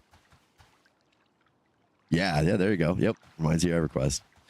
So yeah, it's just a higher detailed. I mean, you got nicer water, you know, some nice fire effects. Although it's in development, so I'll show you something funny. They might have fixed it, but I saw this the other day and I just laughed. But yeah, if you like those older games, kind of the, you know, no hand holding, you know, here's the world, you know, boot to the ass. That's this type of game. Yeah, they didn't fix it, so you can see the flame, and it's very on that brazier. You know, but they still have some stuff to work out. If a sandstorm comes, good luck. You will not be playing if a sandstorm comes. It completely washes out the entire screen. So they got to work on stuff like that. But yeah, no, it looks. I think it looks awesome. The UI, they did, you know, the old aesthetic, right? The old EQ aesthetic. They did the, you know, class emblems in your inventory, right? I mean, it's almost exactly like a stamp. If I were to go to EQ right now, I actually have EQ on my computer, so. But I've got the new UI, so it's, you know, But anyways, yeah, they pretty much copied it. Somebody did do this though. I want to make that clear. No, it wasn't like copied as in like the asset was, you know, Control C and Control V over.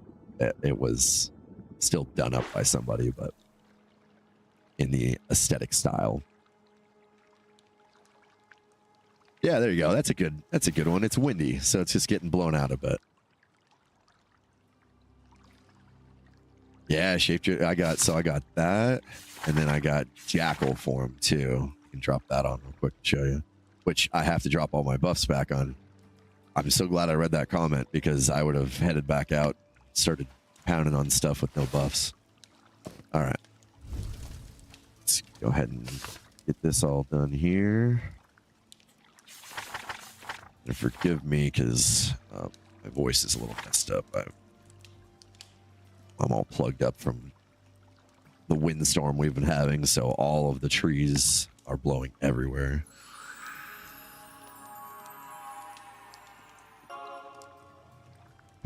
That's very true. These graphics are AAA compared to some of the games. Well, you know, unfortunately, like, I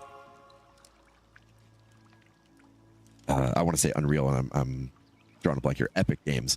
You know, Epic Games did a great thing, right? They built an engine and then they released it to the public, right? And they released it so the majority of people can use it. It's wonderful. That's super cool. So people can get into developing games and they can get into, you know, these different art styles and stuff like that. However, with a library of assets, it creates derivatives, right?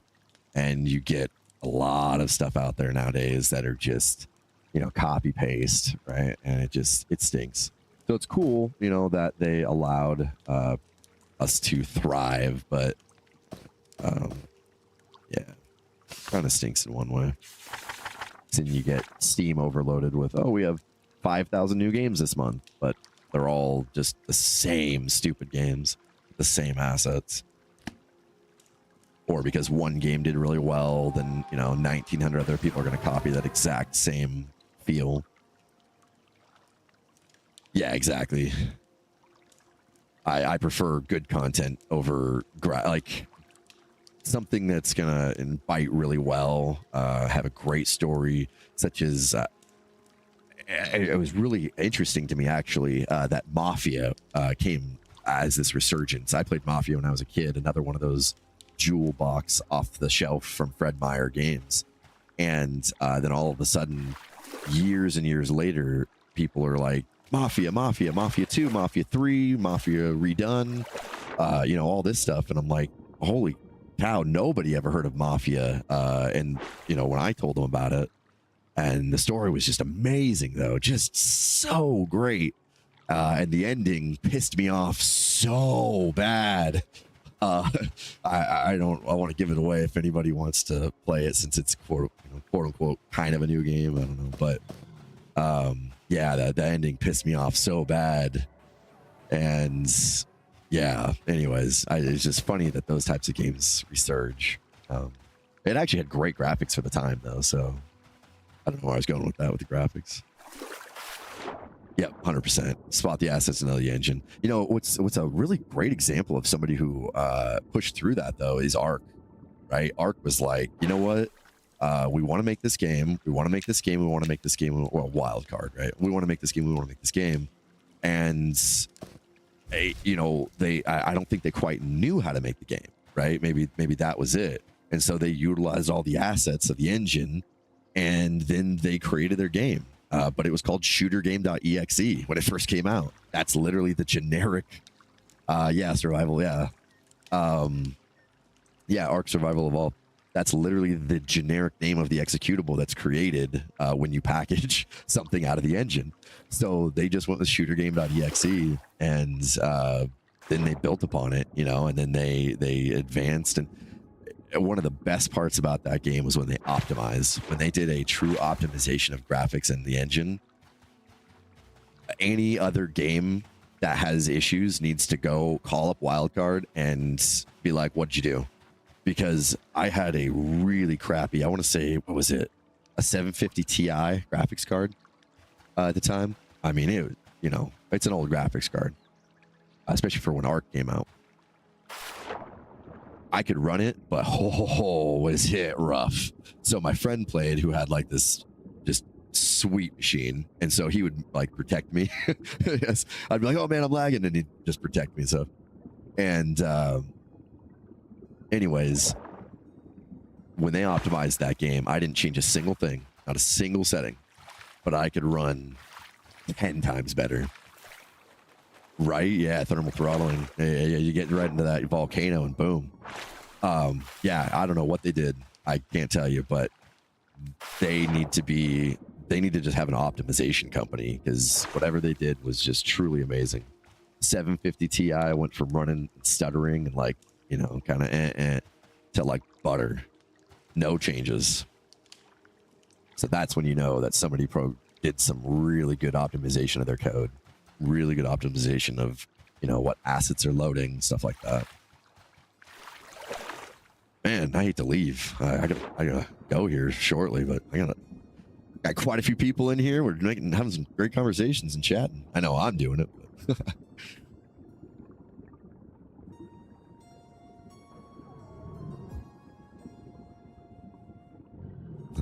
Thanks. Thanks for the W stream. The Mad Hatters. That's a great name. Start creating like a little company in the game or something. My first experience of Ark, I loaded the game. I immediately started hearing sounds like I was getting attacked. So the loading animation was still going, you know, where you're looking at your arm and all that. And sure enough, I was getting attacked by a Dilophosaurus, and it almost killed me. I beat it to death. I was like, holy shit, this game's awesome. I ran around on South Beach. I met this dude. He just went with generic, so he's Bob. I was like, what's up? He was like, what's up? We ran around for a while, became quote unquote friends without like saying we were friends or whatever, right? So then I was like, this is cool. I built my base next to Bob, all this cool stuff. This game's awesome. I already made a friend. Logged back in the next day. You know, Bob had upgraded. We had all this, you know, cool stuff or whatever. And oh shoot, I didn't put my that's okay. I didn't put my snare and all that back up. A few days go by, and Bob and I have been playing, you know, not really like together, but I see him. Like, what's up, Bob? He's like, what's up? And then we leave. So anyways, I built my base next to him. So South Beach, if you know Ark, up on top of the cliff, I guess farther to the east side before you get to the like medium difficulty. Anyways, it's where one of the beacons lands. That's where we were at. So I built my base like in the forest a little bit more instead of right on the edge there. So that way, you know, I wasn't going to get raided and all that. Come in the next day, or yeah, it's like several days later. Come in the next day after I logged off. Bob had just killed all my stuff and raided my base. That son of a bitch. I couldn't believe it. I was so pissed.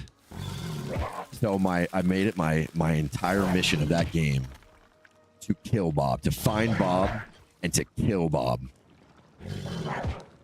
Well, thank you. I appreciate the W stream. 100%, man. I was so pissed. So, might be a big map, but guess what? I found Bob. I found him. I found where he transferred his base to and everything. He thought he was all safe. He was like in the middle of the forest. He was kind of like hugging this little cliff. So we were on the South Beach cliff. He had moved inward into the forest more north and kind of west a little bit.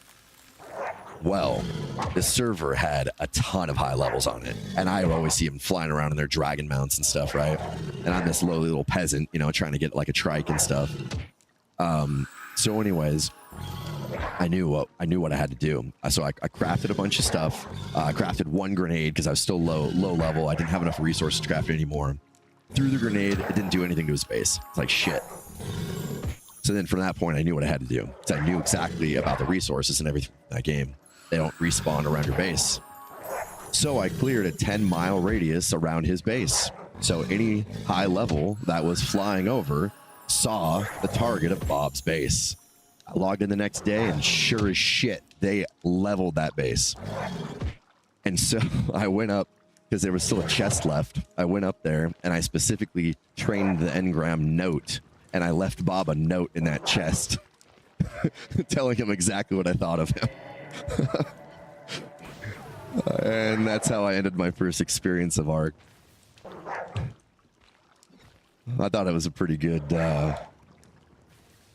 first experience. Oops. All right. It is all right. Ooh, I don't know if I'll be able to make it. We'll see.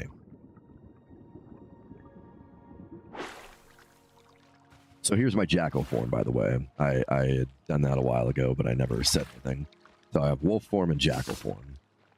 And then let's go ahead and put these bad boys back on. Let's get that off. Regen.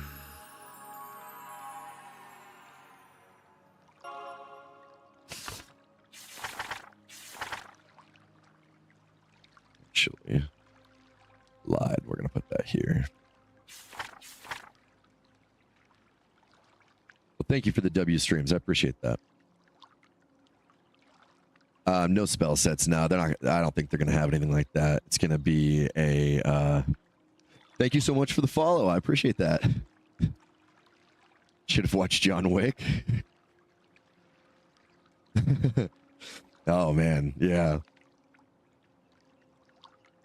Exactly. Yeah, Bob shouldn't have killed my dog. Oh, so yeah, you know what? He actually did. So he killed my dodos. He killed my dodos. That son of a bitch, man. They were both just sitting there. They were mating. They were making me some eggs. And that's why I went on the vid. I swear to God, I went John Wick style on him. I couldn't quite kill him, though, you know, so I had to do what was next, you know, next best thing. So I made him available for everybody else.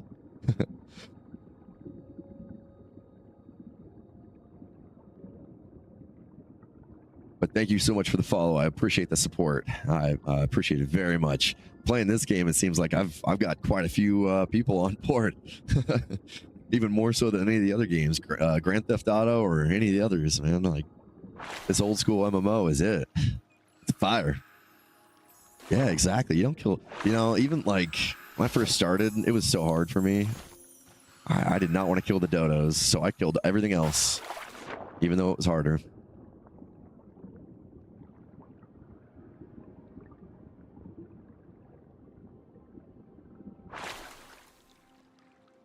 Well, we're running out of crocs, man. These people are either taking them all or the spawn table is just sucking and it's all caimans. It's super chill. And you know what? I am actually not high enough yet. So the next thing I'm probably going to do is when I head to town, I will create a guild. It's not going to matter much because I only got less than a month left here. October 1st is going to be when it goes into early access. But I'm going to create a guild called Bobbin's Buddies. And then once I get level 20, I'm going to be bobbing for apples.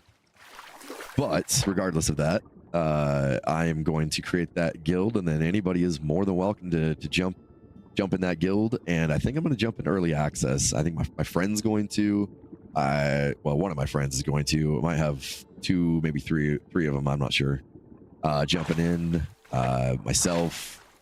I don't know if I'll get my dad. We'll have to see about that. My dad's an old EQ head, so yeah, he did lots of that good stuff. But yeah, if you guys want to join up, you're more than welcome to. Yep, October 1st. Yeah, I think I said August. That was a slip, Freudian slip.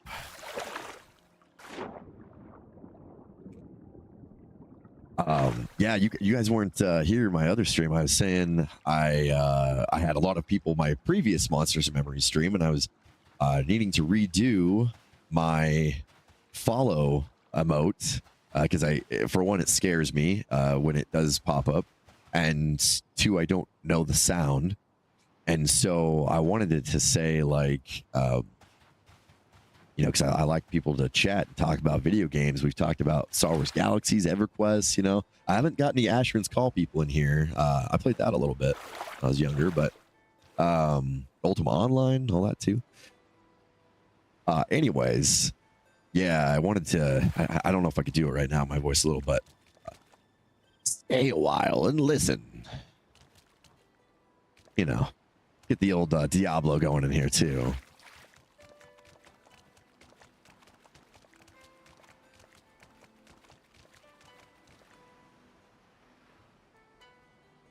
Oh yeah, you need a beta key. So yeah, it's currently in beta. That's what this is. I had already thrown my key over to my friend. Otherwise, I would do a sort of a drawing thing. You can enter, yeah, for a closed beta key when you create an account. So you can. Oh, the gods are smiling upon me. Wow. Rel. Yeah, Rel is definitely, that is a sand giant, and that is a red con to me. And that is right where I was at, right there. Holy cow.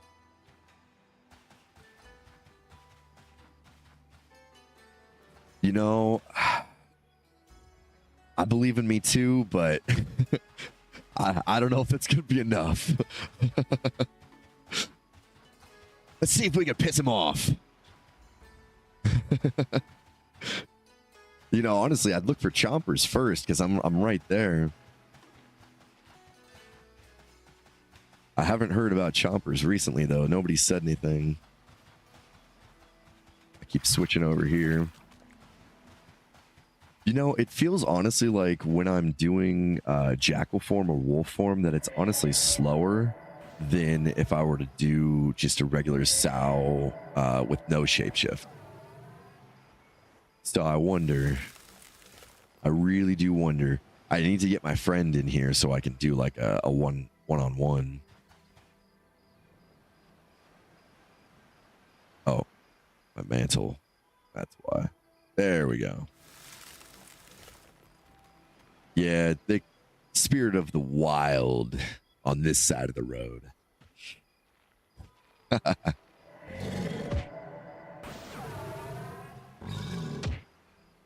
Yeah, run speed buff, so it makes you run faster. So it's this one right here, the speed of the wild. So a lot of people will come up and ask me for that. It desperately helps, but I feel like this. So this jackal form, I'll kind of show you. Oh, I didn't know that was gonna happen.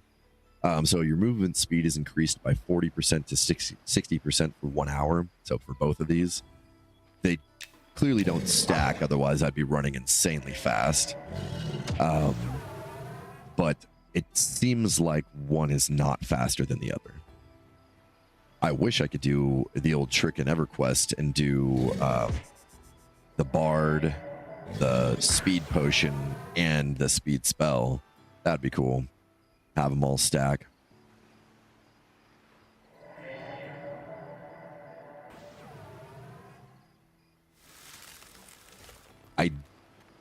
I do believe there are mounts, there are horses. I don't know how well they work. I've rarely seen people on a horse. I've seen people running with a horse running next to them. There are a lot of like inventory management like so there's like donkeys and stuff. So I know there are people doing that to hold items. But I have not actually really seen anybody on it like a true mount. But it would probably only be a horse if it was. I've heard Bard gameplay. So I've heard Bard sucks. I've seen Bard rocks. So I don't quite know. I haven't played Bard. But from what I've heard from streamers, Bard sucks. From what I've seen when I've played with people, there's a couple of people on my friends list here who are bards. Rock. So I don't know if it's necessarily class or if it's the person playing it. The people I watch are, you know, veterans just like me, so they kind of know what's up. Although I would say I'm much less of a veteran nowadays, especially than most of the people playing this game. But yeah, I don't know. The dudes I've played with, I say that because they were both, you know, male, like halfling and or wood elf, did awesome. They kicked butt. Ooh, shapeshift into a horse. They only, so far as I know, they only have like a few shapeshifting spells so far. But ooh, there's Chompers right there. He's a yellow. I don't know about that. I don't know about that. I got this leather on, and he's probably gonna be pretty pissed because I think that leather came from his cousins. He's gonna hit me pretty hard. If they dev'd the Bard similar to EQ Bard, I can see it complicated. I think they did, but again, the people playing it were veterans, and they'd played like a Bard in EQ. They said it was just harder to twist the songs and stuff. So I don't know. I mean, take it with a grain of salt. Like I said, the people I've seen playing them, like actually playing next to me, were kicking butt. So, and I mean, taking 2-3 mobs at a time. Spinning spell's pretty good. I was my druid, so he was doing mana regen on top of that. Yeah. The yellow con's in the bottom left. I have it blocked. I can probably switch those cons over. I blocked the main chat because, you know, you never know how anybody's going to be. I have profanity filter off because I'm a big boy. But I'm on Twitch and YouTube, and you know how those are. So, it depends on the mob. Mobs aren't super hard to fight. If they're a dark blue, which this one is, they can be. So it could be like one level less than me. And I think they have like skill levels. So like, you see how it's biting me for 24 damage? Like, dang.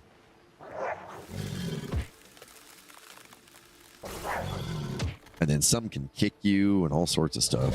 And Chompers wants a piece of this. I know. I'm a sexy thing. Yeah, it's designed to be group play.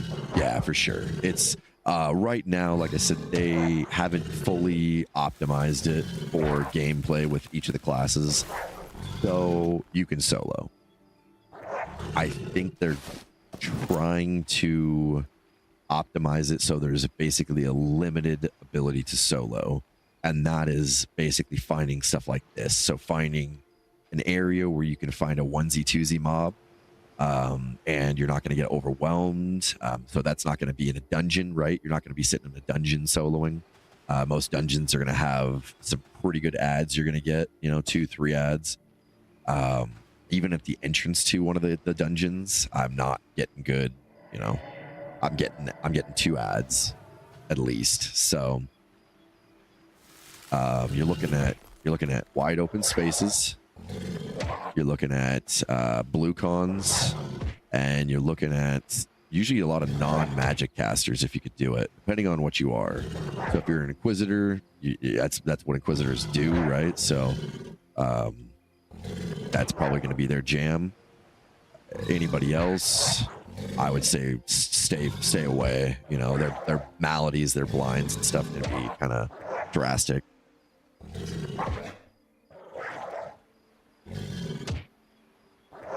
Oh yeah, I mean, like I said, I can try to move it around. I like everybody to kind of see what's going on. So I'd move some of the stuff over here so you can see the combat.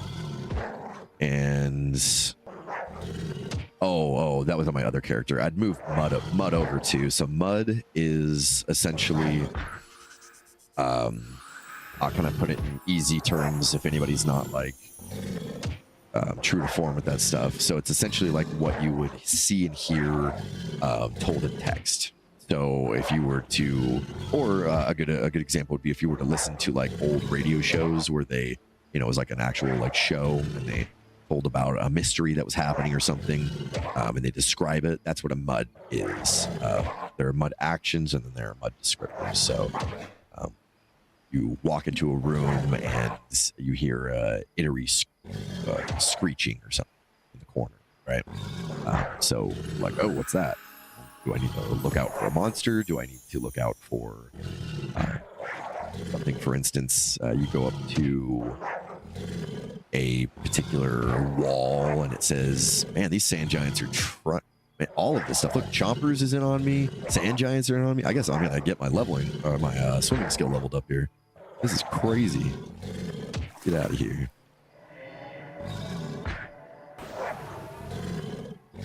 All right.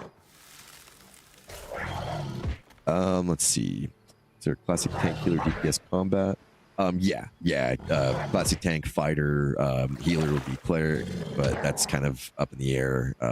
Shaman and druid can heal just as good. There's some discussion about overheal. You get into the real nerd nitty gritty. So yes, those would be the 3 healer classes. Obviously, cleric being the top contender for heals per se, but as far as like a utility heal caster, you're gonna want to go somebody different, right? Druid's got your damage shield, stuff like that. Sows, your Invises. Shaman's got all your haste buffs, all that type of stuff. DPS would be like Necros or Wizards or something like that. Necro can kind of be anything, so that's why. Yeah, it's the ideal gameplay. Yeah, solo's doable, so that's also why I'm trying to talk a lot too, because it's a little bit boring soloing. You know, it's not quite as like, oh, there's a lot of action happening, right? So stories about the past and about things that matter are kind of cool. Help to delve into it. Yeah, look at these things. They're deep blues. They got to be like 14s, hitting hard. And they also resist more of my spells and stuff like that. Rooted there. Oh, yep, see. Come on, buddy. Stay there for a minute. Take some damage.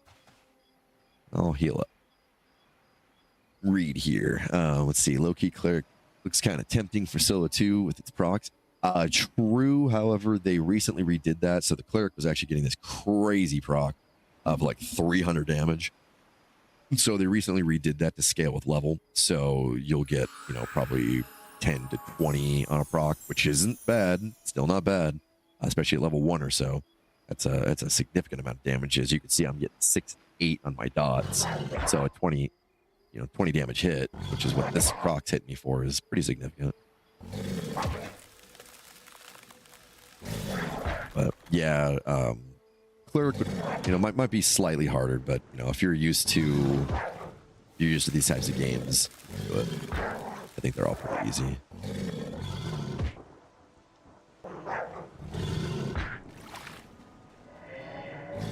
This guy probably wants a sow, doesn't want to ask. Oh, he's got one. He doesn't need one. Huh. Well, thank you. What do you give me? Oh, a haste. Excellent.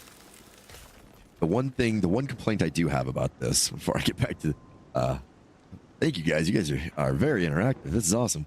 Before I get, the one thing I do have to say is when I have my dots on, so I've got 2 dots, right? One's 6 damage, one's 8 damage. And not a significant amount of damage, but they're triggering fast enough that I should not see the health tick up of this crocodile, but I do. And so they need to fix the regen of the crocs, or of the mobs in general, right? It shouldn't be so fast that as I'm dealing active damage, they're able to then heal. Maybe it's because this is considered like sitting, you know, because it's technically they're just stuck in one spot. So maybe that's what's happening, but it shouldn't happen because they're not sitting, right? They're standing and stuck. Heck. So I wish they would resolve that a little bit. I mean, I know I'm lower level and mine will get higher, but as I get higher, they get higher and they get more HP. So it sort of scales. And so then I'm always going to be in this, like, yeah, it just happened right there. I don't know if anybody saw that, but you're always in this flux, right? Of like, oh, it's dealing damage, but I got to do it like twice as hard, basically, because it's not working efficiently, correctly. Digital DM. I forget. I should have read faster. I forget what I was talking about.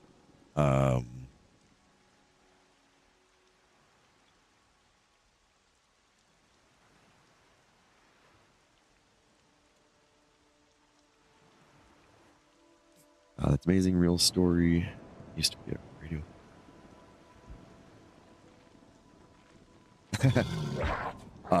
So funny enough, I wanted to kind of do different stuff like that. A lot of people have said I should, you know, be on the radio, or I should do announcing, or I should do something like that. So, which is kind of where some of the voices, I don't normally do them on stream, but I normally do them for my kids. So maybe I will practice more and do some stuff. But yeah, I thought that would be kind of fun. So if you ever delve into any games on Steam, there's a game called Nightmare Drive. Go ahead and download the demo, play the demo. There's a radio in the first building, like there's a building with stairs. that building and turn on the radio, and you might hear a familiar voice. So, yeah, that was pretty fun. Little project to do.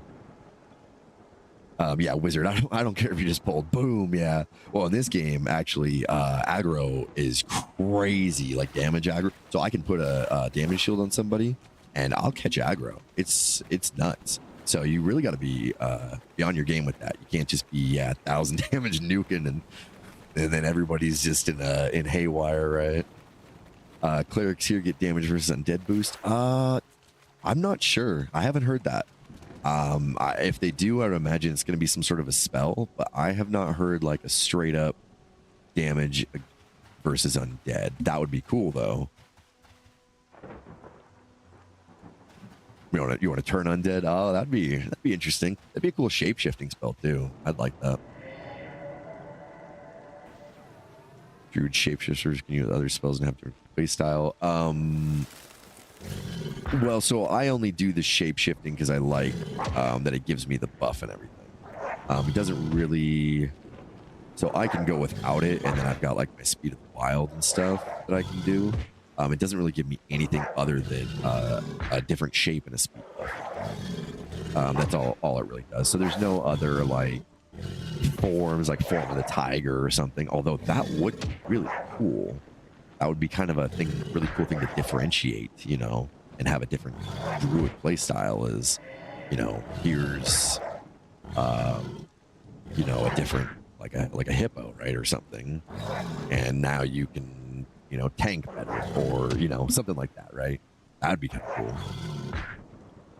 But yes, essentially, I guess to get down to the root of your question, all druids are shapeshifters because they do get the shapeshifting spell.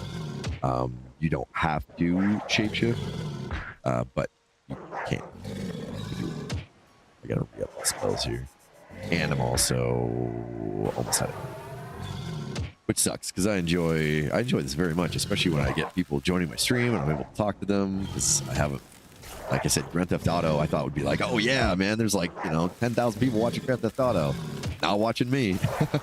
So, you know, I don't get to talk to people and some of that stuff. So it's really fun, especially something like this. This is from my childhood. I was like, I'm 12 or 13. I'm sure my age fluctuates every time I tell the story, but when I started playing EverQuest, so. True. All those bots, yeah. I'm not a bot viewer person, so that doesn't work well for me. But that is true. I've heard all about that. Clerics and Pallies and EQ rocked against undead. Yeah, very true. Yep, Pally had the holy spells. Those holy. Yeah, I'll probably go for just a little bit longer, just because. Well, actually, I gotta do it. There's no ifs, ands, or buts. I have to do that. I don't know if you can see that, because sometimes Twitch has stuff real small, but I'm almost half of a bubble away from 16, so we gotta do it. Just do an Ice Poseidon event and get 1,000 viewers easy. What's an Ice Poseidon event? I don't think I know what that is. Yep, just got a bub. We'll be rocking and rolling. We'll be teleporting across the land. Oh, yeah, baby. Oh, wedding bells.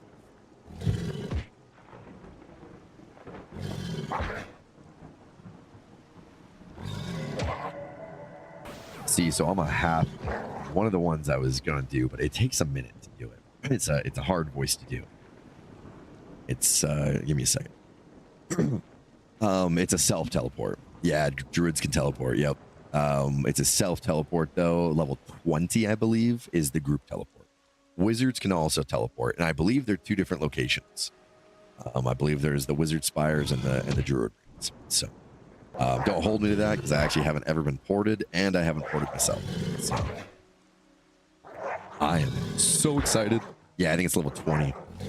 I guess. I feel like it's late, but yeah, compared to EverQuest, it's early for sure.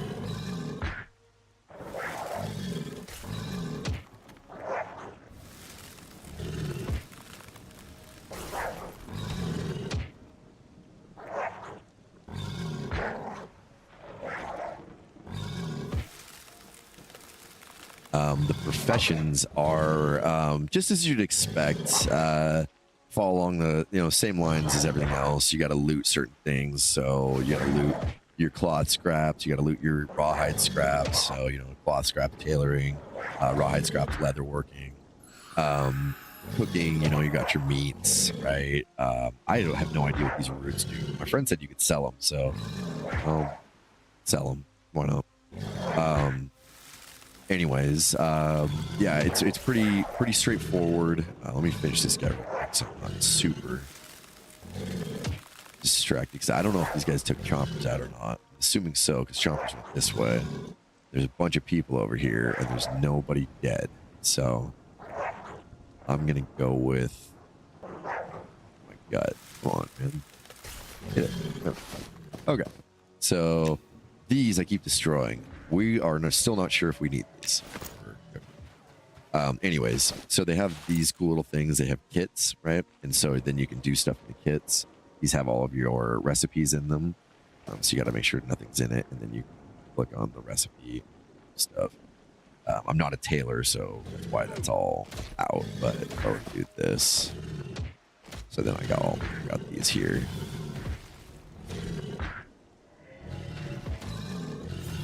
No way. All right, well, I can answer another question on professions. They made it harder. Okay, so you see this right here, and why I was so disappointed is because you can't do anything here. My list was massive. I could, create all of my armor, create these rawhide belts, rawhide bracelets, right? Rawhide gorget, rawhide mask. I created all that. I made all that. Apparently now it's recipes, and apparently they don't just give you the recipes based off of where you're at. You got to go now and buy them. It kind of sucks. I'm a little upset about that, because now I got to go and redo all that stuff. They should have just, well, whatever. It is what it is.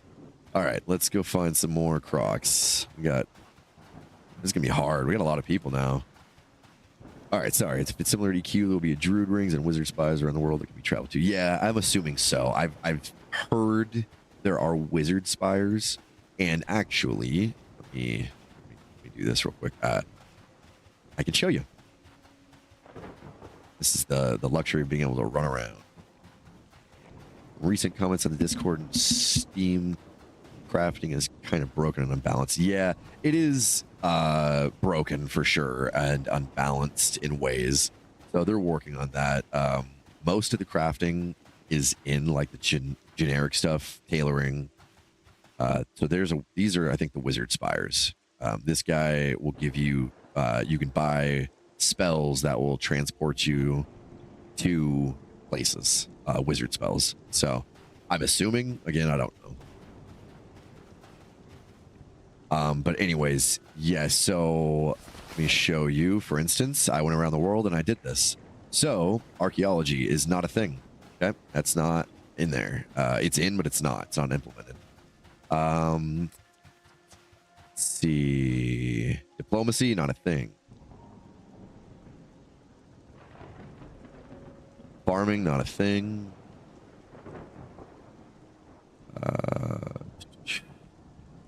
Might be on my other guy too. Spinning is not a thing. Stone cutting, not a thing. Yeah, there's my other guy. Navigation and cartography, not a thing.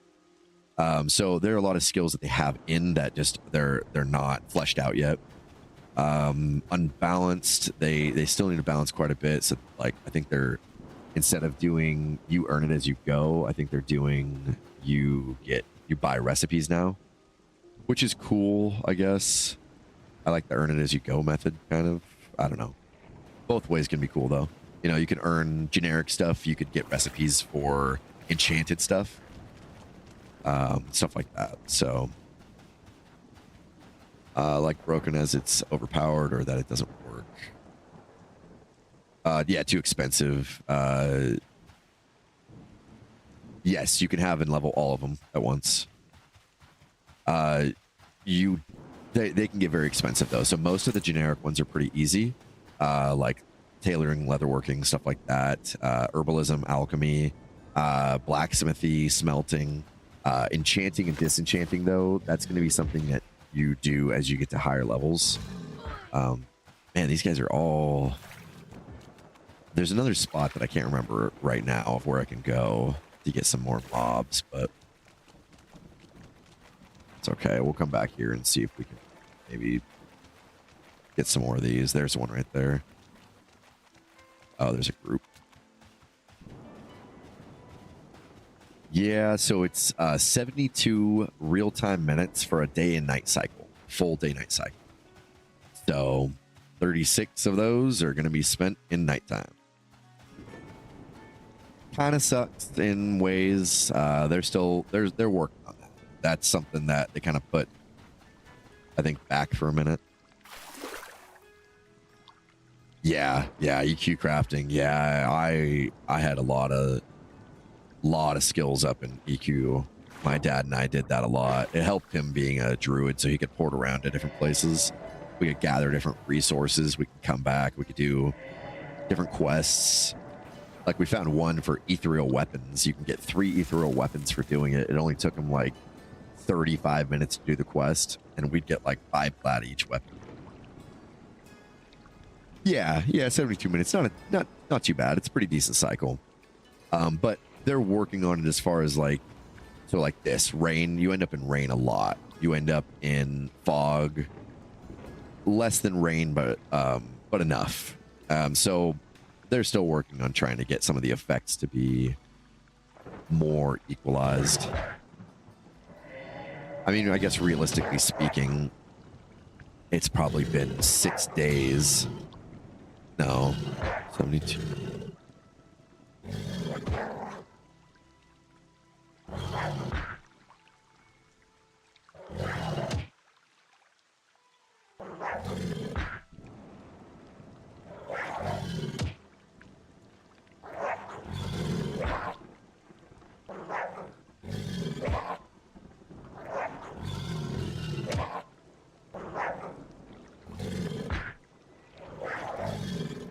Where I live is technically considered a desert, but we do get a lot of rain.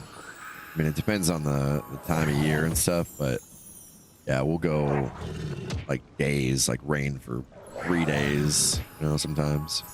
But we live in a desert technically, so the classification is interesting. It's based off of, you know, rainfall accumulated on the ground after a certain rainfall period, so.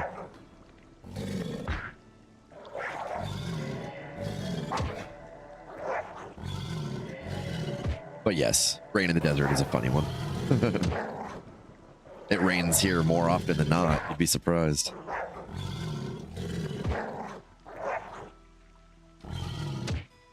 Darn it. My guy's not fast enough and time is going by too fast. I don't think I'm going to hit this 16 by the time I got to end this. I'm already half an hour over where I want to be. So, yeah, I don't think I'm gonna be able to get it. This level, so there's usually hell levels, right, in EverQuest, and from what I've heard, it doesn't start until 19. But this, for me, feels like a hell level. It's taken me a couple of days of killing these crocs to just get this filled. So, mana. It's an issue if you don't manage it well, as in all things. You can definitely run out of mana fast. If I were to use this, my direct damage a lot, you can see my mana just chug down. What I normally do is I will use this spell, this Blast of Sleet. It's like I think it's a level 1 spell. Level 4. So it's not as powerful, but it'll still do some damage, and it's so much less on mana drain. So I'll usually end up doing something like that. Let's see. The only reason why I do these, Nihilum. Invite me to your guild. Those are like those top players in WoW and stuff, right? That's them. Those are those super top players.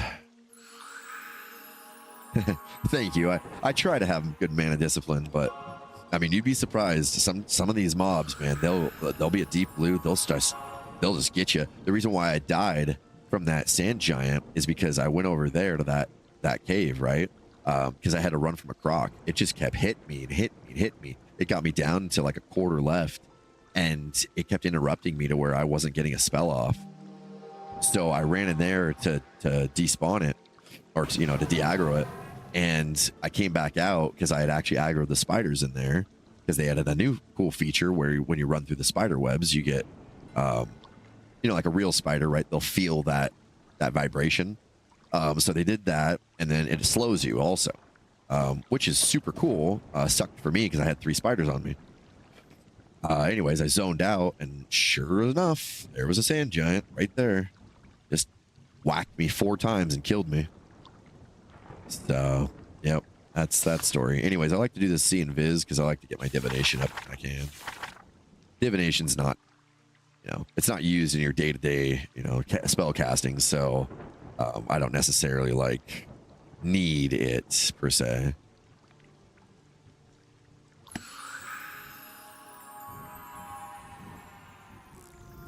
We're gonna go back to wolf form here.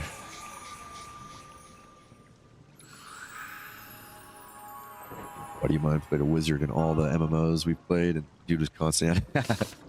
Yeah, so I actually started EQ as a wizard. When we started, my dad and I had no idea what to do. We're not D&D players. My dad was never a D&D player, so we never knew about any of the D&D rules or about any of that type of stuff. So when we started, we did. My dad was a bard, a human bard, and I was a human wizard. Fantastic combination in EverQuest. Sarcasm at its best.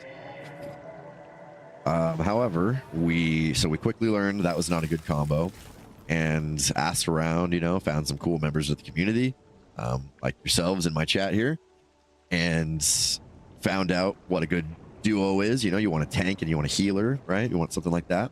So I did a dwarf warrior. There's a lot of contention on that though. So my friend and I used to play all the time on the off time that my dad and I weren't playing. And we're pretty sure he created the Dwarf Warrior. But I also created the Dwarf Warrior somewhere, and I don't know what happened to it. So anyways, I ended up taking over this Dwarf Warrior. His name is Delesief, and that's what I played for the whole time I played EverQuest. So, and then my dad played a Druid, a Halfling Druid, which is why I'm a Halfling Druid here. And his Druid was awesome. He could, teleport across places, do all sorts of cool stuff. So that's why I did that here. But yeah, as a wizard, being that human wizard, I was always out of mana. I was just blasting people though with my biggest stuff, right?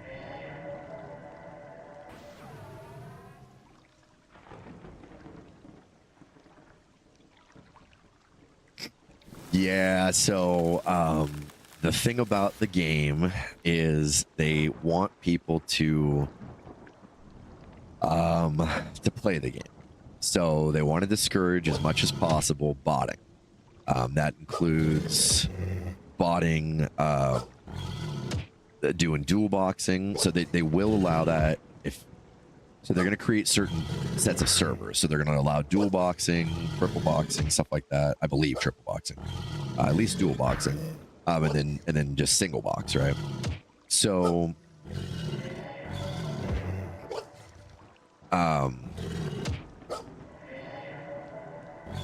sorry, I'm just trying to control this real quick here before I get too far into my explanation. So anyway, so they want to stop people from trying to automate the game like they did WoW, like they did EverQuest 2, stuff like that, right? And I hate to say this, not meaning in a derogatory or bad way, but in EverQuest 2, we had what we called Chinese farmers, okay? It was a lot of people from China who created accounts who would, have automation and sit there. We say that because their names were in Chinese, right? So that's why we called Chinese farmers. Nothing against anybody. Anyways, so they're trying to stop that. So they have some stuff in the background that they're trying to do as far as like a punk buster or something like that to stop people from doing that. So they have butt counters. to try to stop people from doing automatic button presses, things of that nature. Now, does it work very well? I'm not going to say either way. Do I have devices that allow me to macro stuff? Yes. I'll put it that way. Question, are there macros in this game? What about dual boxing? Oh, cool. Look at that. Yeah, macros for sure. Macro/macro. And there you go. They do not have a ton of commands in, so it is not going to be an EverQuest macro style right now. A lot of it is going to be manual. So if you see down at the bottom here, you can't even switch out like your harvesting stuff. I have to manually switch it out. So this is my weapon right here. So if I don't put it back, then I'm going to be slashing rather than smashing. So there's a lot. They want to keep a lot of it like that. They don't want to automate a ton of it. They are talking about putting in pool slots and stuff like that.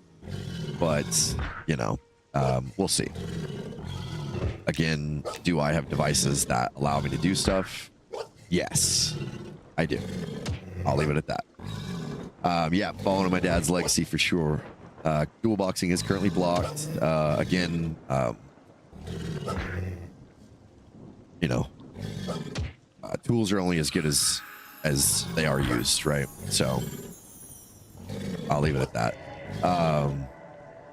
There are ways around it, but I don't want to say a ton of stuff because, like, you know, Curdle Games was talking about ways that he could help mitigate that, and I guess I ended up getting in some hot water for it. So, you know, apparently they just don't want you to talk about that. I don't know, but you know, cheating can happen in all shapes and forms on computers. If you're on a computer, somebody will find a way, some way, somehow. Just the bottom line. There's nice things to think, but there's also reality, right? So you just gotta mitigate as best as you can.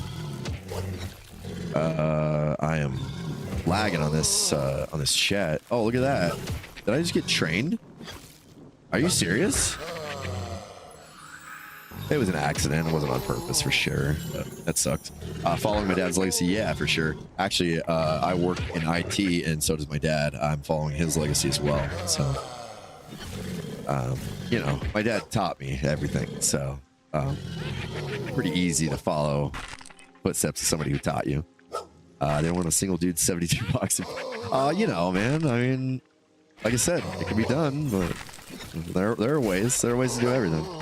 I work in IT, so I work in, you know, I know security. I know, you know, being a white hat hacker, being a, you know, black hat hacker, being a gray hat hacker, you know, all that type of stuff. So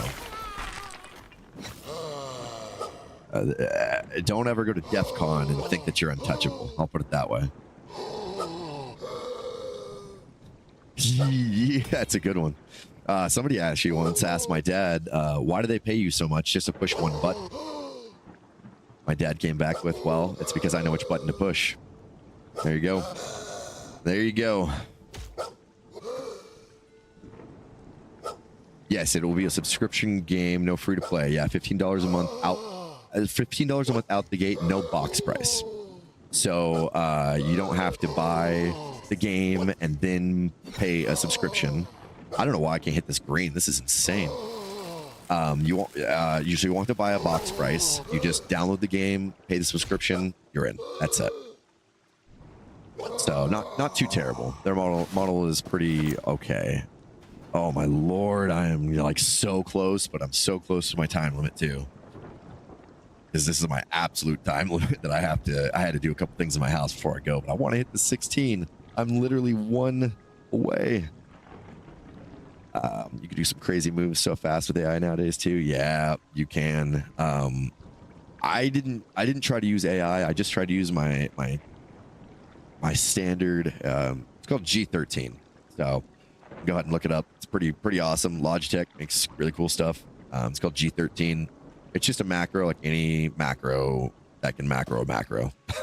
There's nothing different about it than anything you could do with scripting or anything else on a computer.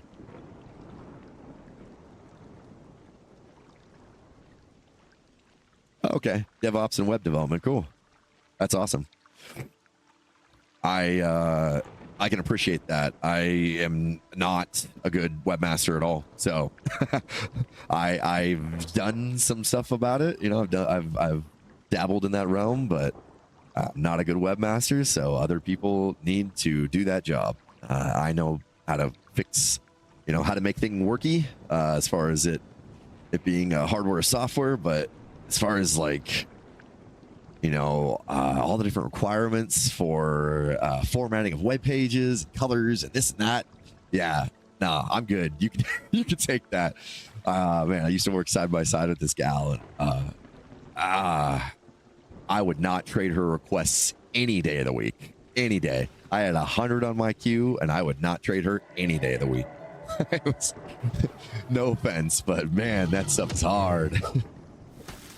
I think it was just hard because, and I'm not sure what side you're working with that, but she was like change management, right? So what people wanted changes here and there and here and there. And people always wanted changes. And then they wanted to change to that change.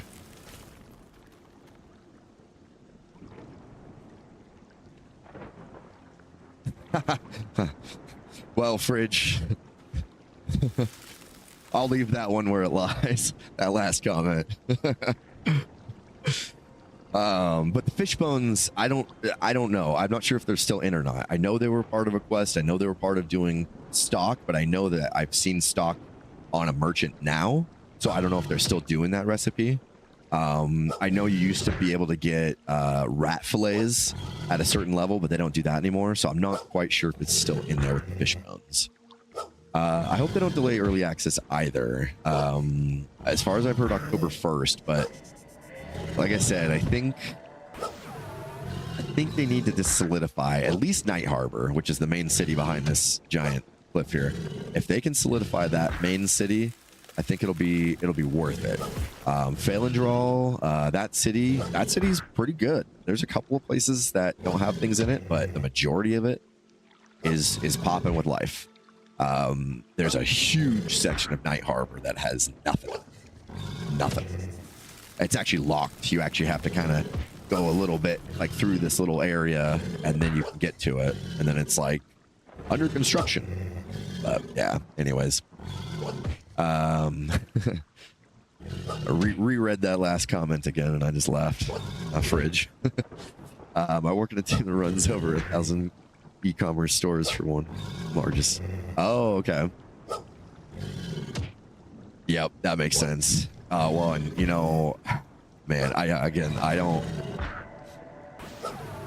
having to coordinate that level at that level is just ugh. So yeah, props to you. Props to both of you. Yeah, though, having to do that stuff is just ugh. But again, I think we all each, you know, we learn our own stuff, right? That's why working as a team is great, because if somebody learns about doing stuff on the web end, somebody learns about doing stuff on the hardware end, somebody learns about doing stuff on the software end, somebody learns, you know, there's so many different facets to it. And so it's great. Come on, I just need like 2 more crocs. So I got 10 minutes. 10 minutes is my limit. I gotta like bolt out this door.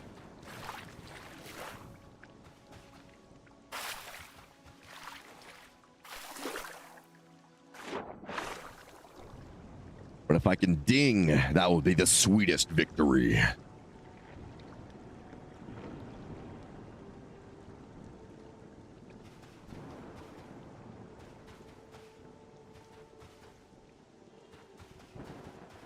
Yeah, definitely with that much, with that many moving parts, you're going to want a lot of people on the back end doing stuff, making sure it's all running day and night. That's what I do. Come on. There's so many people now. Not that they're taking my kills per se, but just give me 2 more. Yeah, that's a lot of people. Yeah, see, I worked mainly in public sector a lot of my life. I worked for the Department of Defense. I've worked for cities. So I did a lot of public sector for what I did. So public sector is not big teams. So I had a team of 3 dealing with a city of 500 plus people. So, yarp. And that includes audio visual as well as tech, because if it's electronic, hey, the tech guy knows what to do, right? The IT guy does it. So I set up state of the cities for people. I worked with police and fire. I worked with the FBI, Secret Service. I worked with, I freaking loved my job. It was awesome.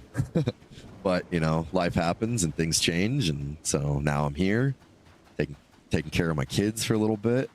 They're back in school finally, so I got to do that. I build a much better relationship with them, help them with their education.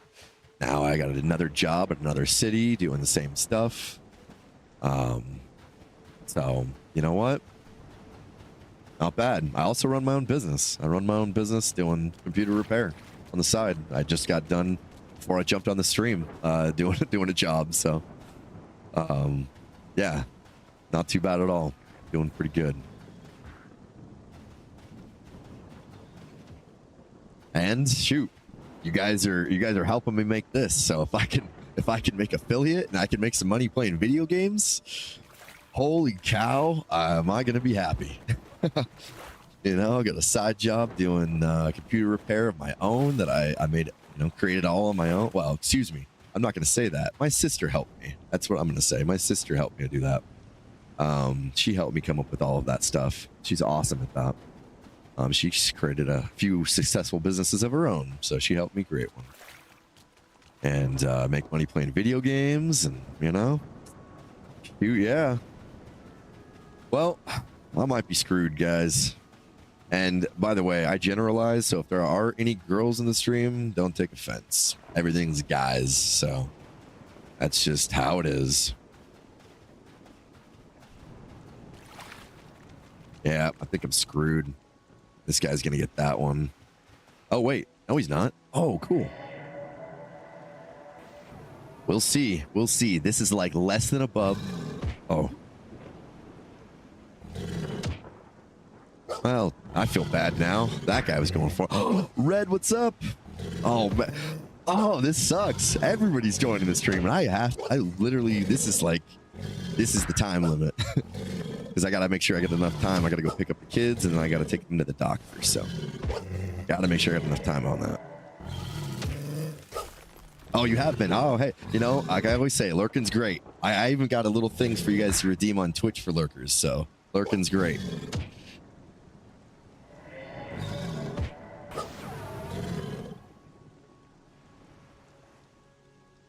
Did you say hi earlier, Red? And I missed it? Or are you just seeing users in the chat?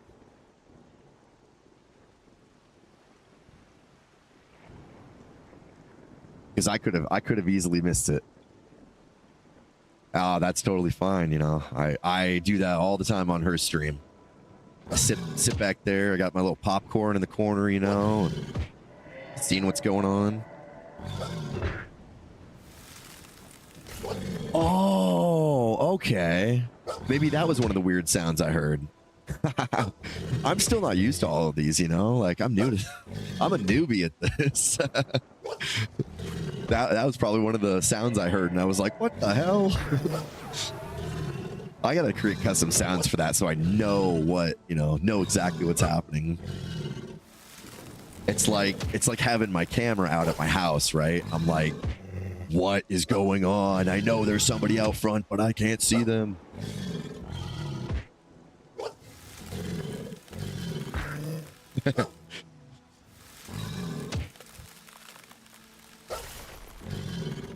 Yeah, they still scare me. Yeah, I got a couple follows earlier, and I'm like, what's going on? And I'm by myself here now. I don't got any kids, so all these sounds are new to me. I'm used to hearing some songs or some screeching or something. Oh no. I don't think I can get it. I don't think I can get it. Go, go, go, go, go.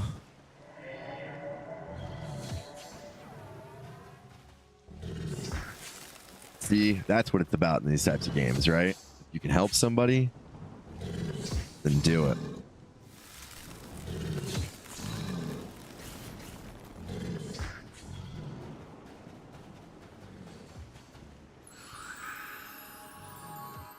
Ah, he's too far away.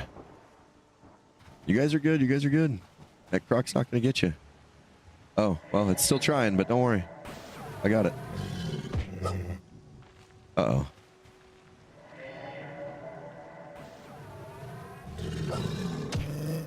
That's the only bad part about this game is there's no de-aggro range besides zoning.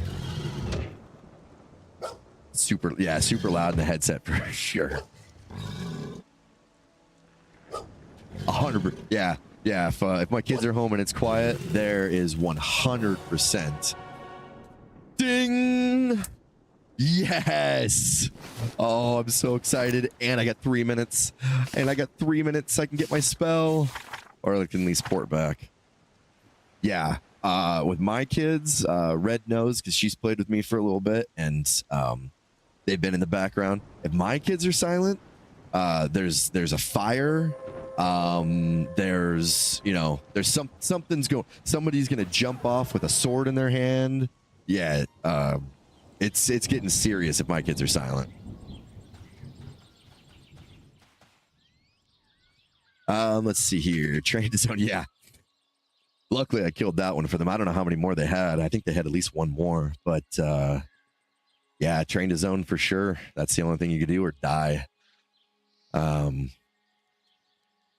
So even here, okay. So this is the Tree City. I warp back to. I'm all across the world now. You don't want to fall off here, okay? Well, I'll tell you a little secret. I had a train, and it came along here, right here, down this thing here, and all these guards were supposed to kill it. I took this lift, all the way up. I don't know if you can see my mouse or not. All the way over. I think I got right here, and I stopped, and I was like, that should be good. There's like 6 guards in between me and these 5 orcs. Not bad.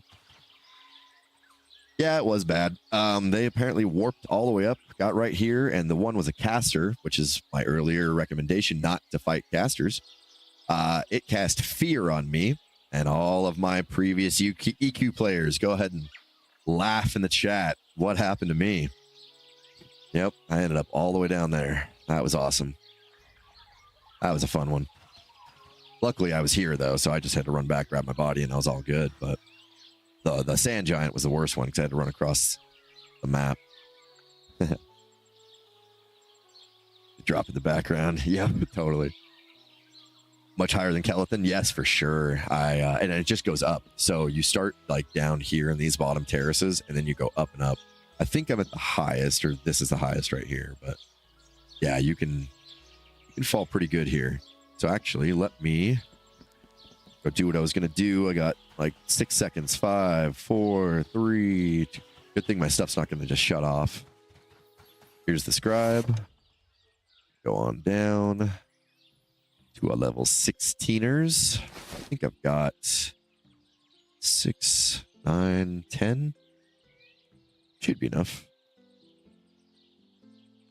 Look at this. This is what I love. They went back and they redid this for certain classes. It's for certain spells, not all of them, but they went back and they made them all copper. Now they might change it in early access, so don't hold me to this. But yeah, copper. So blast of hail, elemental splinter, fire protection, nature's calm, preservation. There we go. Ring of Evershade wield and Sungreet strand. So that way I can get back to my friend. He always likes to start on the opposite side of the world that I start on. Summon cure berries. Ooh, swarm of gnats. Let's get that one. Since that's going to be the last one. Touch of earth and summon cure berries. Okay.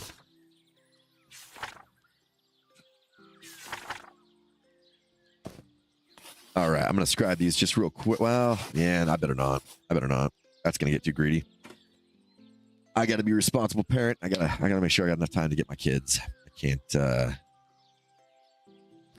do that. All right. Well, this was absolutely a ton of fun. I didn't answer your last question there, Fridge. Yes, experience loss on death. Yes, and it is quite significant.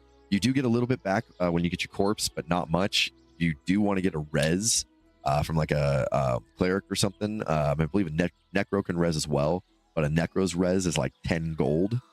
It's 10 gold for the item, or at least it was when somebody asked about it. So that's going to be an expensive res, but that's how you get a good portion of your experience back. 3 platinum for level 10 spells. No. 3 platinum for level 1 spells. My God, I had to go out there and I had to farm for a little bit to just get my level 1 spells. It was crazy. They were like a silver and something. All right. Good games, everyone. GG's. I appreciate everybody so much for the follows, likes. If anybody's on YouTube, hit that notification bell, ring a ding ding. Yep. I'm going to be ending. I got to go. I got to run and I got to get my kids. Got to take them to the doctor and all that. But I'll try to jump on, probably not today, maybe some other time this week before I start my new job. So I'll use this as my decompress time, all that good stuff. So you guys can join me. That'd be awesome. Talk about some more good EverQuest memories and MMO memories. I still need that UO player, Ultima Online. All right. See you guys. Have a good one. Appreciate it.